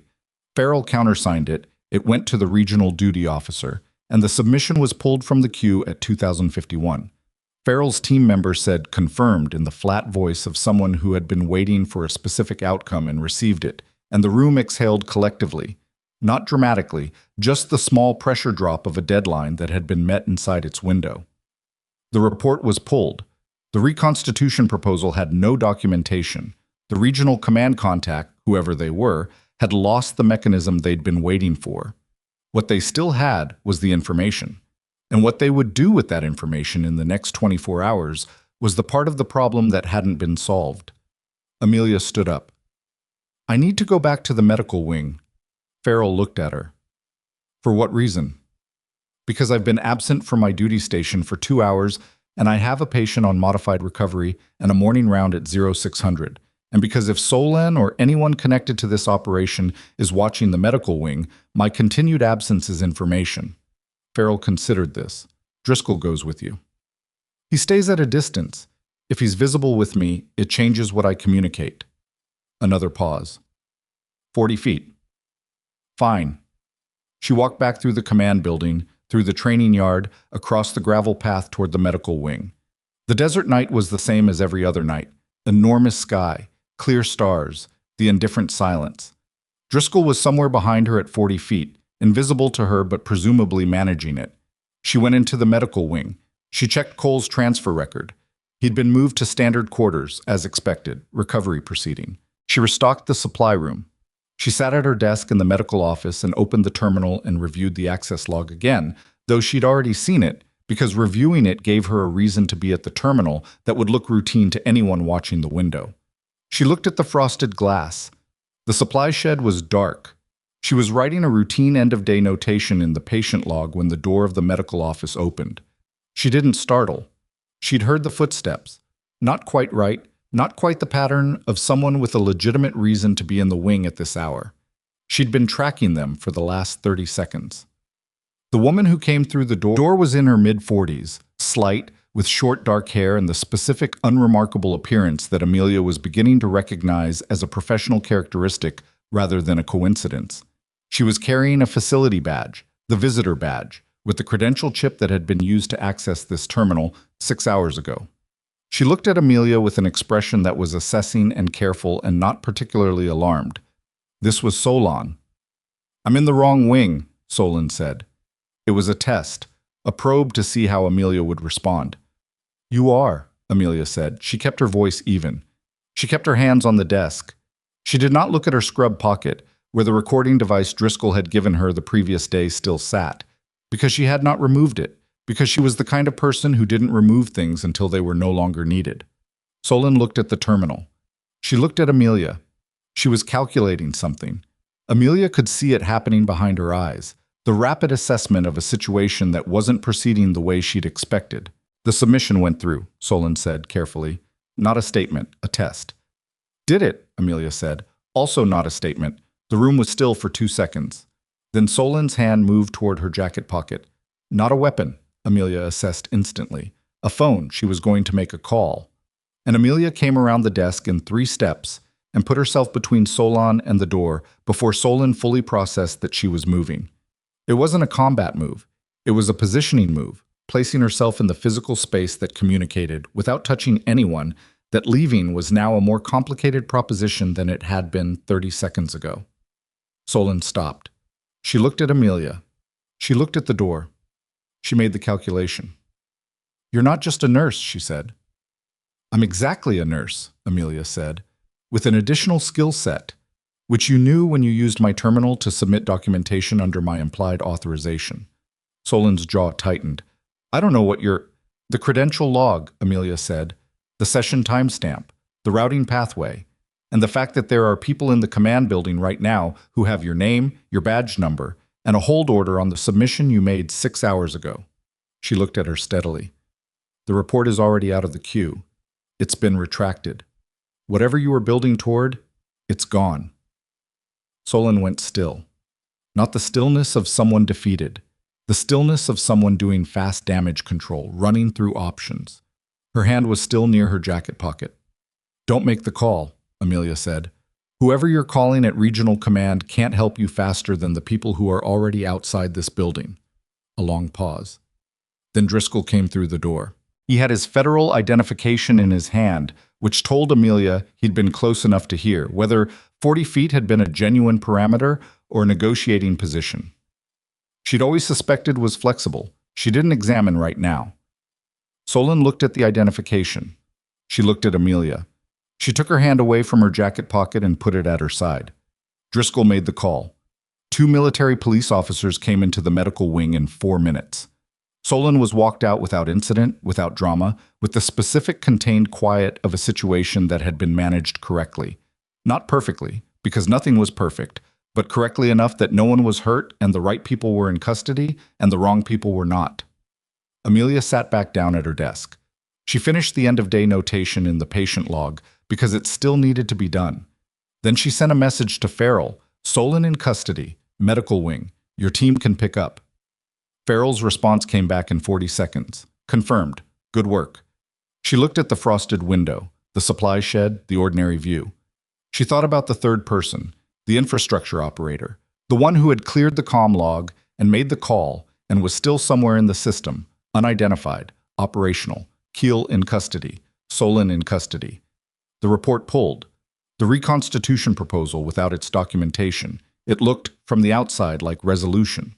Except that the person at regional command who had been waiting for the submission, who had the authority to push it through an alternate channel, who had been in contact with Keel from the beginning, had received a notification the moment the hold request was logged. They knew the operation had been compromised. They knew Keel was in custody. They knew Solon had been on base. They also knew that the incident itself, the shot, the convoy, Amelia's classified file being accessed, was real, was documented in multiple secondary systems that no retraction order could touch, and that the capability they needed for the reconstitution proposal still existed in the person of one Nurse Amelia Voss, who was sitting in the medical office at Black Ridge Advanced Combat Facility and who was the single most important piece of the case they still needed to make. She had been thinking about this since Farrell's office. She had been thinking about it while Solon stood in her doorway doing damage control and Driscoll came through the door with his identification. The regional command contact had lost the documentation. They had not lost the asset, which meant the next move, whatever it was, however it came, would not be about paperwork. She was still sitting at the desk when her secure phone buzzed. Not the baseline. Her personal secure phone, the one with the classified communication protocol she hadn't used since Fort Caldwell, the one whose number was known to exactly 7 people, 2 of whom were dead and 3 of whom she hadn't spoken to in over a year. The message was 4 words and a set of coordinates. The coordinates placed a location 12 miles from Black Ridge, in the desert terrain east of the facility's perimeter, accessible by one road that was not on any standard map. The 4 words were, "Come alone. Tonight. Now." She looked at the message for 10 seconds. She thought about who had the number. She thought about who had the capability to clear a comm log. She thought about who had warned her 11 seconds at a time that something was coming before she'd had the language to understand what it was. She thought about going to Farrell. She thought about telling Driscoll. She thought about the 40 feet and the flexible parameters and the recording device in her scrub pocket and all the ways that official channels had moved correctly and carefully and just slightly too slowly throughout everything that had happened in the last 48 hours. She stood up. She picked up her jacket. She walked to the door of the medical office and turned off the light and stood for a moment in the dark with the frosted window behind her and the patient log closed on the desk and the ventilation running steadily overhead, and she made the decision that she had probably been building toward since the moment she'd answered a question in an armory about a weapon she knew too well and set everything that followed into motion. She went out the rear door of the medical wing, into the desert night, and turned east. The desert at night had a specific quality of darkness that cities never produced, not the absence of light so much as the presence of something older than light, something that had been there before the facility and would be there after it. Amelia walked into it without a flashlight, because a flashlight would be visible from the perimeter, and she had made the decision to go alone, and she was going to honor that decision completely or not at all. She had the coordinates memorized. 12 miles east, one road not on any standard map. She had a vehicle, her personal truck, registered at Fort Caldwell, parked in the staff lot at the medical wing's rear. She drove without the headlights for the first quarter mile until she cleared the perimeter camera range, then turned them on and found the road. It was less a road than a track. 2 parallel compressions in the desert scrub where vehicles had passed enough times to leave a record in the vegetation. She followed it east and didn't think about what she was driving toward, because thinking about it would produce the kind of anxiety that was not useful. She thought instead about the number of people who had the secure phone number. 7, originally. 2 dead. Sergeant Laura Pitts and Captain Wade Emery, both hollow frame, both in circumstances she didn't revisit. That left 5. Of those 5, she'd been in contact with 2 in the past year.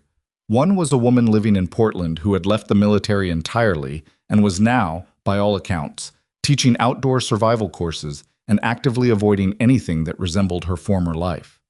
The other was a man she had not thought about for 14 months because thinking about him had always been complicated, and she had learned over time that complicated things didn't get less complicated through rumination. His name was Sergeant First Class Declan Morrow. He had been the field lead for Hollowframe's Eastern deployment for 2 years. He had also been the person who, in a briefing room 3 years ago, had asked the most questions when Keel told them the program was being dissolved, pointed, specific questions that Keel had deflected with practiced smoothness, questions that Amelia had recognized even then as the right questions asked by the person most equipped to ask them. She had not heard from Morrow since the dissolution. She had assumed, in the way you assume things about people from that part of your life, that he had moved into whatever civilian or semi-civilian existence the system had steered him toward, and that the silence between them was the silence of two people who knew each other in a context that no longer existed. The coordinates resolved to a flat clearing behind a dry creek bed, sheltered on 3 sides by rock formations that made it invisible from the road and from any aerial sightline that wasn't directly overhead. She pulled in and killed the engine. A figure was standing at the far edge of the clearing, facing away from her, looking out at the desert. He turned when he heard the truck. Declan Morrow looked older than she remembered, which was fair because 3 years was 3 years, and neither of them had spent those years in easy circumstances. He was lean in a different way than before, the leanness of someone who had been running hard for a long time without enough rest. He had a coat on against the desert cold, and his hands in his pockets, and he looked at her with an expression that was complicated in exactly the way she remembered his expressions being complicated. Too many things happening at once, none of them fully resolved. "You came alone," he said. "You asked me to." "I wasn't sure you would." "Then you've forgotten something about how I operate." She stopped 5 feet from him. "Was it you who called last night?" "Yes." "The maintenance terminal. I cleared the log after. I've been on base for 11 days under a contractor credential. Different category from Solon, different access profile. I've been watching Keel since before you arrived." He paused. "I'm the reason you arrived." She looked at him. "Explain that." "When I heard Keel was moving to reconstitute Hollow Frame, I have sources I built after the dissolution. People still inside the system who owe me things. I knew he'd need a documented operational asset to make the case to the oversight board. I knew he'd go back to the personnel files from the original program. I knew your file was the strongest one in that archive." He met her eyes. "So I went to someone I still have access to in the medical placement system, and I flagged your file for consideration in a Black Ridge rotation before Keel's people could reach it first." The clearing was quiet. The rock formations held the silence the way rock formations do, absolutely, without effort. "You placed me here," she said. "I used the SOCAR credential because it was the only mechanism that could move fast enough. Keel had already started his approach to the placement system. I needed to get ahead of it." He kept his voice even, but she could hear the weight underneath it. "If I'd told you what I was doing, you would have refused. And if you'd refused, Keel would have found another way to get you on record. At least this way, you were in a controlled environment." "You made a decision about my life without telling me." "Yes. And you're standing here telling me that because you think the explanation justifies it." "No." He shook his head. "I'm standing here telling you because you deserve to know, and I owe you that, and because what I did was wrong, even though I did it for the right reason, and I'm not going to pretend otherwise." He looked at her steadily. "I was trying to protect you. I did it in a way that treated you like an asset instead of a person. Those two things are both true." She stood with that. The desert wind moved through the clearing, cold and indifferent, lifting a small curl of dust at the edge of the creek bed and carrying it east. "Keel and Solon are in custody," she said. "The report was pulled. The reconstitution proposal has no documentation." "I know. I've been monitoring the command building communications." He paused. "There's still the regional contact. Farrell's working it. Farrell's working what she can see." The regional contact is a deputy director named Harlan Strauss. He's been at regional command for 9 years. He has institutional relationships that make him difficult to touch without a specific evidentiary thread that connects him directly to the SOCAR credential use. Morrow looked at her. "I have that thread. I've been building it for 4 months, but it's not in any official system. It's in a documentation package that I've been holding because I needed the right moment and the right authority to present it to." She looked at him. Raines. Raines has the command authority to initiate an inspector general referral that bypasses Strauss's institutional relationships. If the package goes to the IG through Raines rather than through regional command, Strauss can't intercept it. He reached into his coat and produced a sealed document folder, thick, with a security tape across the seal. This is everything. 4 months of source documentation, Strauss's communications with Kiel, the SOCAR credential authorization trail, the financial records showing where the reconstitution funding was staged. He held it out. I can't deliver it myself. My presence here is unofficial. My contractor credential won't survive scrutiny past tomorrow morning. And if I walk into Raines's office, I'm the unidentified contractor who's been running an unsanctioned surveillance operation on a military base. The documentation gets dismissed because the source is compromised. But if I bring it, you're a base-assigned medical officer with direct command access. Your actions over the past 48 hours have been documented and validated by both Raines and Farrell's office, and you have personal standing in the hollow frame history that makes your knowledge of the material's significance credible. He kept his hand extended. You're the right person to carry this. She looked at the folder. She looked at him. After this, she said, you're going to have to come in. Whatever your contractor status is, whatever you've been running, you're going to have to account for it. I know. I can't protect you from that. I'm not asking you to. He kept his eyes on hers. I'm asking you to take the folder to Raines. That's all. She took the folder. She drove back to the base in the dark, the folder on the passenger seat, the desert opening up around her and then closing behind her in the truck's mirrors. She thought about Morrow, about the specific moral arithmetic of a person who had done a wrong thing for a right reason and was standing in a clearing at midnight in the cold, holding documentation he'd spent 4 months building, waiting to hand it off and face whatever followed. She didn't excuse what he'd done. She also didn't pretend it was simple. Nothing about any of this had been simple. She pulled into the staff lot at 2247. She went directly to the command building. Raines was still there. She'd expected that. Base commanders didn't go home on nights when federal agents were processing arrests in their facility. He was in his office with his jacket on the back of his chair and 3 cold cups of coffee at various stages of abandonment on his desk, reviewing documents on his tablet. He looked up when she came in. He looked at the folder. Sit down, he said. She sat and told him everything.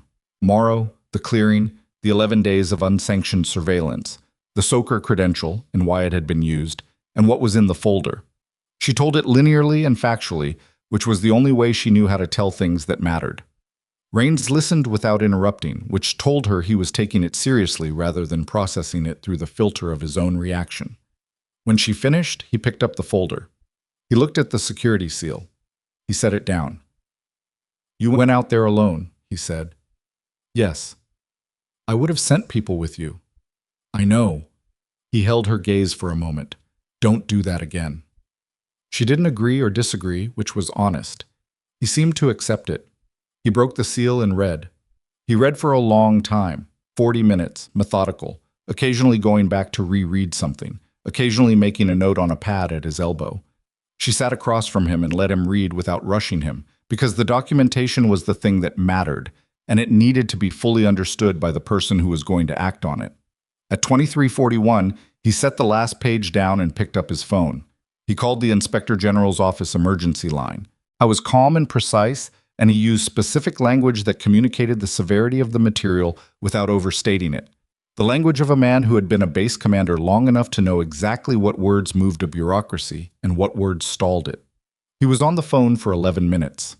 When he hung up, he looked at Amelia. IG team is deploying tonight. They'll be at regional command by 0400. He paused. Strauss won't know they're coming. She nodded. Morrow, he said. He needs to come in.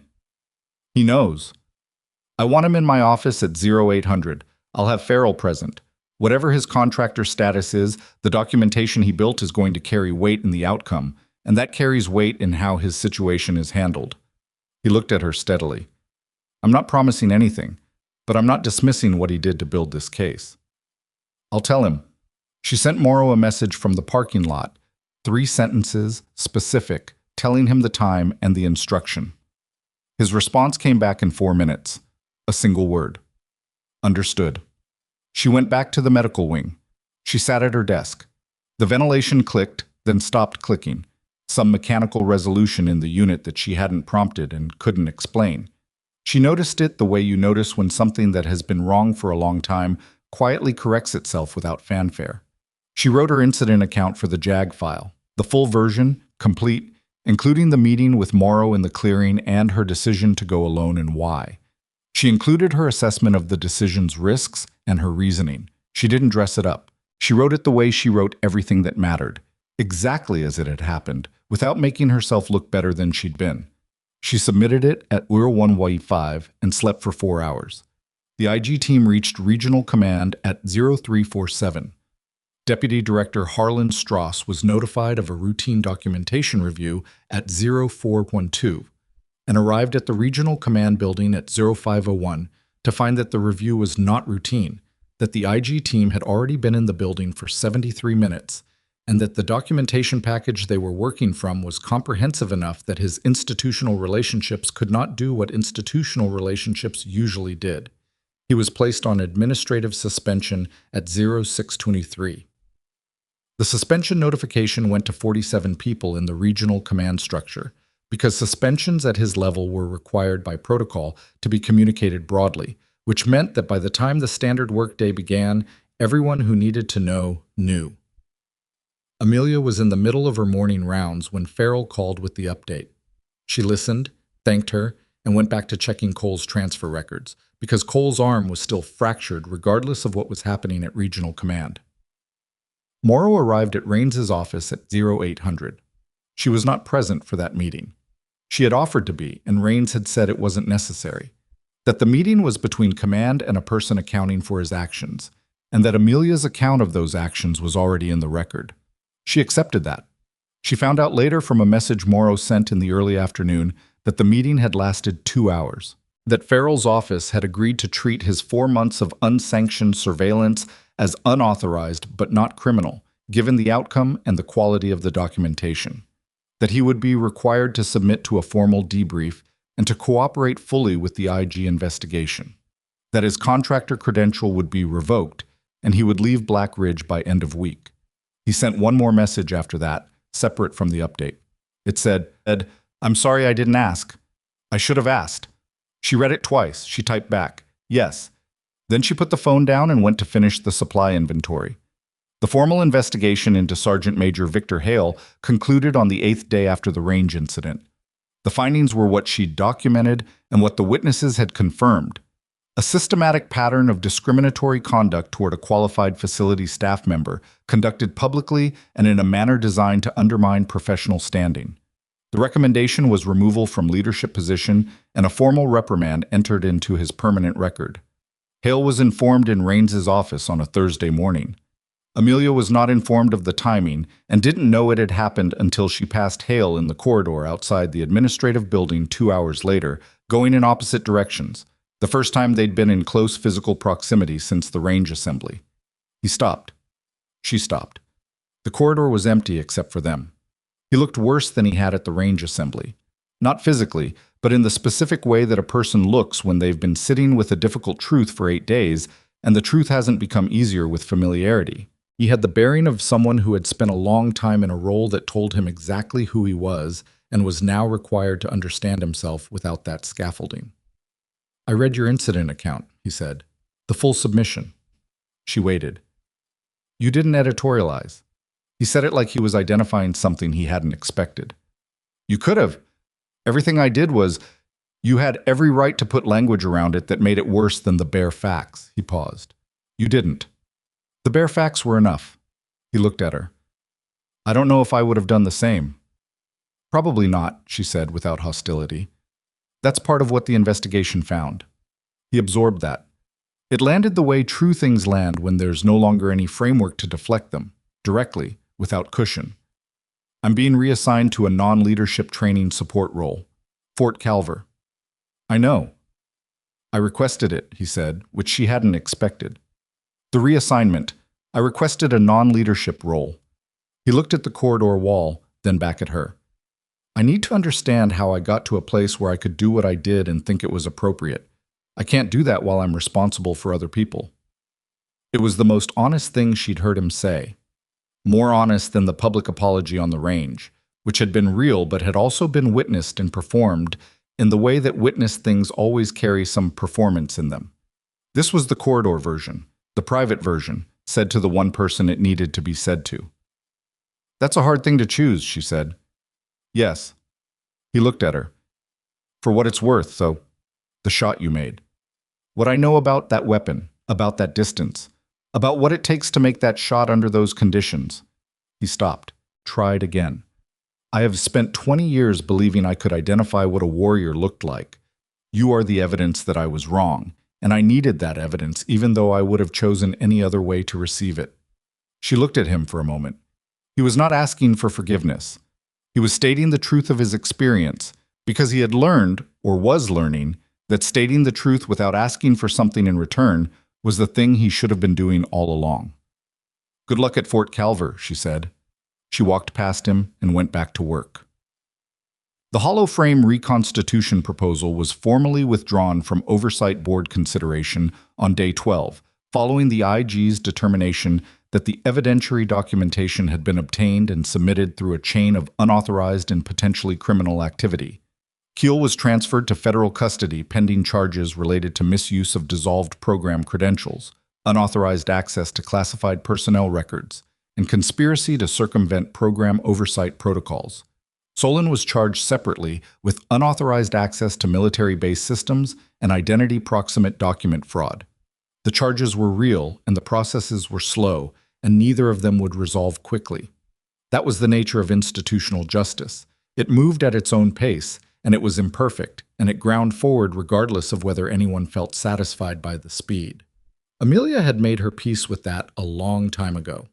She cared that the process existed and that it had been engaged correctly.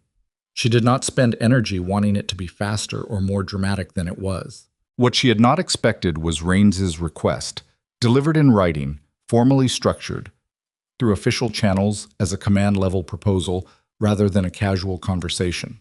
He was recommending her for appointment as lead instructor for advanced precision training at Black Ridge. Not a request for her input, not a suggestion that she consider it. A formal recommendation, with his signature and the attached reasoning, submitted to the Medical Placement Authority with a request that her assignment be converted from temporary rotation to permanent posting. She read the recommendation twice. It was thorough. He had documented not just the shot, but the 6 weeks of medical work, the protocol revisions, the hydration study, the injury documentation that had caught things the unit's own medics had missed. He had written about her incident account and the quality of its documentation. He had written in plain language that the facility's training program had a gap where her expertise belonged, and that filling that gap with someone else would be an institutional loss that he was not willing to accept. She went to his office. He was at his desk. He looked up when she came in, and he had the expression of a man who had made a decision and submitted it, and was now waiting to see how the person most affected by it received the news. "You didn't ask me," she said. "No," he said. "I didn't." He held her gaze. "I decided that asking first would give you the opportunity to decline before you'd fully considered it, and I thought you deserved to see the case written out before you made the decision, so I wrote it first." He paused. "I recognize that's presumptuous." "It is. Do you want to decline?" She sat down. She looked at the window behind his desk, this one facing the training yard, where the afternoon rotation was cycling through the obstacle course. Boots on gravel. Instructors calling corrections. The ordinary operational sound of a place that existed to prepare people for things harder than anything the place itself could offer. She thought about what she'd been doing for 6 weeks. The medical work, the protocols, the quiet daily labor of keeping people functional in an environment that used them hard. She thought about the shot and what it had cost and what it had produced, and the complicated truth that the right action and the used action had been the same action, and that she'd taken it anyway because the convoy was pinned and lives had mattered more than her comfort with the complexity. She thought about the trainees. Brannick, with his arms at his sides, reading her file on the range board. Marsh, sitting outside her office with the weight of unintended consequences. Cole, asking whether she'd been scared and receiving an honest answer and sitting with it. She thought about what Hollow Frame had been and what it had asked of her, and the ways that program had used the same capability for purposes she'd never been given the full story on. She thought about what a program with oversight looked like versus what one without oversight looked like, and the difference between those two things, and who she wanted to be in relation to that difference. "I'm not declining," she said, "but I have conditions." Rains leaned back slightly. "Tell me." "The precision training program gets a complete curriculum overhaul, not cosmetic, foundational. I'm not going to run a program that teaches people to be accurate without teaching them to understand the weight of what accuracy means in a real environment." She met his eyes. "The technical skill is the smallest part of it. The decision-making framework, the ethical context, the operational psychology. Those are the curriculum.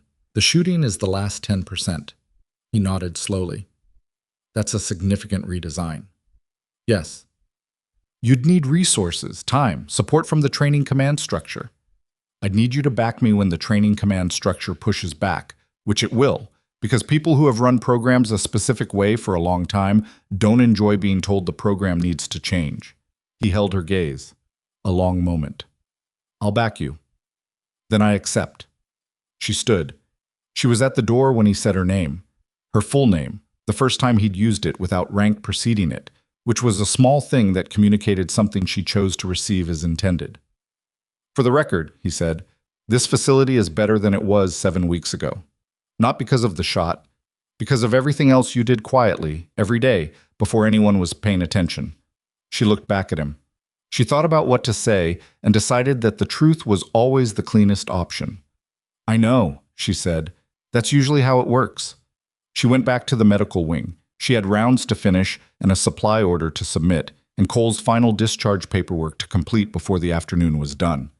She did all of it in the same order she always did, because order was not rigidity. It was the structure inside which real work happened. Cole came to sign his discharge forms in person, his arm in a stabilizing brace, and his bearing the particular upright alertness of a recovered operator who had been horizontal longer than his body preferred. He signed where she indicated, read what he was required to read, and then looked at her with the directness she'd come to expect from him. "Heard you're staying," he said. "Yes." "Running the precision program." "Eventually, there's curriculum work first." He nodded. He looked at the brace on his arm. 6 weeks modified duty. 6 weeks minimum. Do the imaging at week 4. If the fracture is tracking correctly, we reassess at 6. "And if I push it?" She gave him the same look she'd given him 2 days earlier, in the triage bay, when he'd been about to tell her he felt fine. He closed his mouth and picked up his discharge copy. At the door, he stopped. "The thing you said about fear," he said. "Fear of the shot versus fear of getting it wrong." He paused. "I've been thinking about that." "And?" "I think most people are taught to suppress both kinds, because showing either one looks like weakness." He looked at her. "But you're saying only one of them is actually useful." "The one that's about something bigger than yourself," she said. "Yes." He thought about that for a moment. Then he nodded. Not the polite nod of someone moving through a conversation, but the slower nod of someone filing something away. He left. The appointment notice came through official channels 17 days after Raines submitted the recommendation. It was approved at the placement authority level with a notation that the curriculum redesign proposal would need to be submitted within 90 days for training command review. Amelia read the approval, acknowledged it through the required channels, and went back to the outline she'd been building for the new program. Handwritten, not on a terminal, because she thought better on paper when the structure was still forming. The redesign took 4 months to build properly. She did it in the medical office, in the evenings, after rounds, at the desk with the frosted window above it, and the supply shed view and the ventilation unit that had, at some point in the weeks after her arrival, stopped clicking and simply ran. She built it the way she built everything that mattered, from the ground up, without shortcuts, with the specific patience of someone who understood that the quality of the foundation determined the quality of everything built on it. She drew on everything, the medical protocols, the operational psychology she'd accumulated through 2 deployments, the decision-making frameworks from environments where decisions had real consequences, and more than anything else, the accumulated understanding of what it actually meant to carry a capability that other people didn't have, and to use it responsibly in a world that didn't always make responsibility easy. The curriculum she built was not comfortable. It did not reassure people that skill was simple or that accuracy was neutral. It asked trainees to sit with difficult questions before they ever touched a precision weapon. Questions about judgment, about context, about the gap between technical proficiency and operational wisdom. It asked them to think about the person beside them, the team depending on them, the mission beyond the shot. The shooting came last, and by the time trainees reached it, they understood it differently than they would have if they'd started there. The first cohort went through the redesign program in month 5. Several of them struggled with this conceptual material, not because they weren't capable, but because they'd been trained in systems that valued demonstration over reflection, and asking them to reflect before demonstrating felt backward. She didn't accelerate the process for them. She waited. She answered questions directly and without condescension. She explained her reasoning when explanation helped and held the line when pushback was about discomfort rather than genuine disagreement. By week 3, something shifted. She could see it in the way the cohort moved through the conceptual sessions. Less resistance, more engagement, the specific look of people who had begun to understand why the thing they were being asked to do was the thing they needed to do. Brannick was in the cohort. He'd come back to Black Ridge after a reassignment cycle, and he'd requested the precision program specifically. She hadn't asked him why. She'd accepted his enrollment and treated him exactly as she treated everyone else, which was the only equitable thing to do. On the 3rd week of the firearms component, Brannick posted the highest evaluation score in the cohort. He came to her after the session, not with the swaggering energy of someone who had excelled and wanted credit for it, but with something quieter. He stood in front of her and said, "I want to apologize for the range, the first day. What I said." "I know," she said. "I was wrong." "Yes." She looked at him. "And you came back and did the work anyway. That matters more than being right the first time." He nodded. He started to say something else, then seemed to decide that what he'd already said was sufficient, and that adding to it would dilute it. He left. She watched him go and thought about the nature of change, the specific kind that didn't announce itself, that happened incrementally and without drama, that looked from the outside like nothing and felt from the inside like the slow rearrangement of everything that mattered. Hale sent her a letter from Fort Calver 6 months after his reassignment. It was 2 pages, handwritten, which surprised her. He wrote about the non-leadership role, the adjustment, the difficulty, the specific disorientation of being a highly accomplished person required to operate without the framework that accomplishment had provided. He wrote about a conversation he'd had with a young trainee who had reminded him, in the way that young people sometimes do without knowing it, of his own assumptions about who deserved respect. He wrote that he was learning to listen before he categorized, and that it was harder than he'd expected, and that he thought he'd underestimated how much his confidence had been armor rather than accuracy. He didn't ask for anything. He didn't request forgiveness or connection or acknowledgement. He just wrote the truth of what was happening to him and sent it because she was the person who was owed the truth more than anyone. She wrote back 1 paragraph. She told him that the hardest changes were the ones that required you to revise not just your behavior, but the story you'd been telling yourself about who you were. She told him that the revision was worth doing. She told him she hoped Fort Calver was treating him well. She meant all of it. The M82 she'd fired on Range 7, the actual weapon, cleaned and maintained by Keene and formally documented in the incident report, was eventually mounted in the Black Ridge Command Hall on Raines's instruction. The plaque beneath it was simple: a date, a distance, a designation that read Precision Demonstration, Convoy 7 Alpha Extraction. No name on it. She'd asked for that specifically, and Raines had honored the request, because the point was not the person, but the thing the person had done. And the thing the person had done pointed towards something larger than personal recognition. She walked past it most mornings on her way through the command hall to the training yard. Sometimes she stopped. Sometimes she didn't. When she did stop, it wasn't to feel pride. It was to remember the calculation she'd made, the weight of it, the way the crosshairs had settled, and the world had gone very quiet, and she'd known that what she was about to do would have consequences that extended far beyond the moment of the shot itself. She had been right about that. The consequences had been enormous and complicated, and had required far more of her than the shot itself had. That was usually how it worked. The moment of action was the smallest part. Everything before it and after it was where the real work lived. The training yard outside the command hall became, Over time, a space she thought of as hers in the way that you claim spaces not through ownership, but through consistent presence and genuine investment. She ran her 4 miles every morning on the perimeter path. She ate in the cafeteria at regular hours rather than off-peak ones. She had, gradually and without planning it, become part of the base's social fabric. Not in a loud or prominent way, but in the way of someone whose presence was expected and whose absence would register. She was not everyone's favorite person. She never had been. Some of the trainees in the precision program found her demanding to the point of unreasonable. Some of the command staff were still working through their understanding of who she was and what she represented because she complicated the categories they'd built. And categories are not comfortable things to complicate. She had stopped needing any of that to be otherwise. The thing she'd learned, the thing that all of it, taken together, had taught her, was not about the shot. It was not about the reveal of the classified file, or the assembly on the range, or the moment Hale had looked at the board and understood how wrong he'd been. Those were the visible things, the dramatic things, the things that people would tell as a story.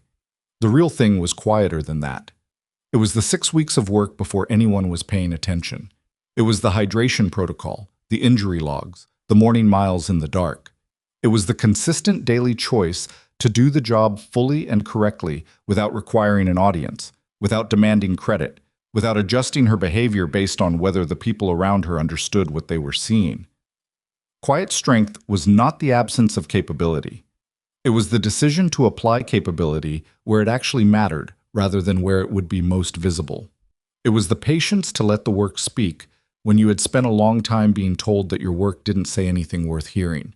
It was the understanding that the people who underestimate you have always been wrong about you, and that their being wrong has never, for a single moment, made you less than what you are. On the day the second cohort began the precision program, Amelia stood at the edge of Range 7 in the early morning light. The same range, the same gravel, the same rock formation at the far end, and looked at 22 new people who were about to spend 8 weeks being asked to think differently about what they were capable of and what capability required of them. She looked at them. They looked back at her with the mixture of curiosity and assessment that every new cohort brought. The fast evaluations, the first impressions, the early decisions about what kind of person they were dealing with and whether that person warranted their full attention. She had been looked at that way her entire career. She would be looked at that way again. She was not afraid of being underestimated. She had learned over a long time and through more than she would have chosen that being underestimated was simply the condition that preceded the part where the truth became visible. It was not a defeat. It was a starting point. She looked at the 22 faces. She thought about everything she had to teach them. Not the mechanics, not the fundamentals, but the harder things that lived underneath the fundamentals and made the difference between a person who could shoot and a person who understood what shooting meant. She opened her mouth, and she began.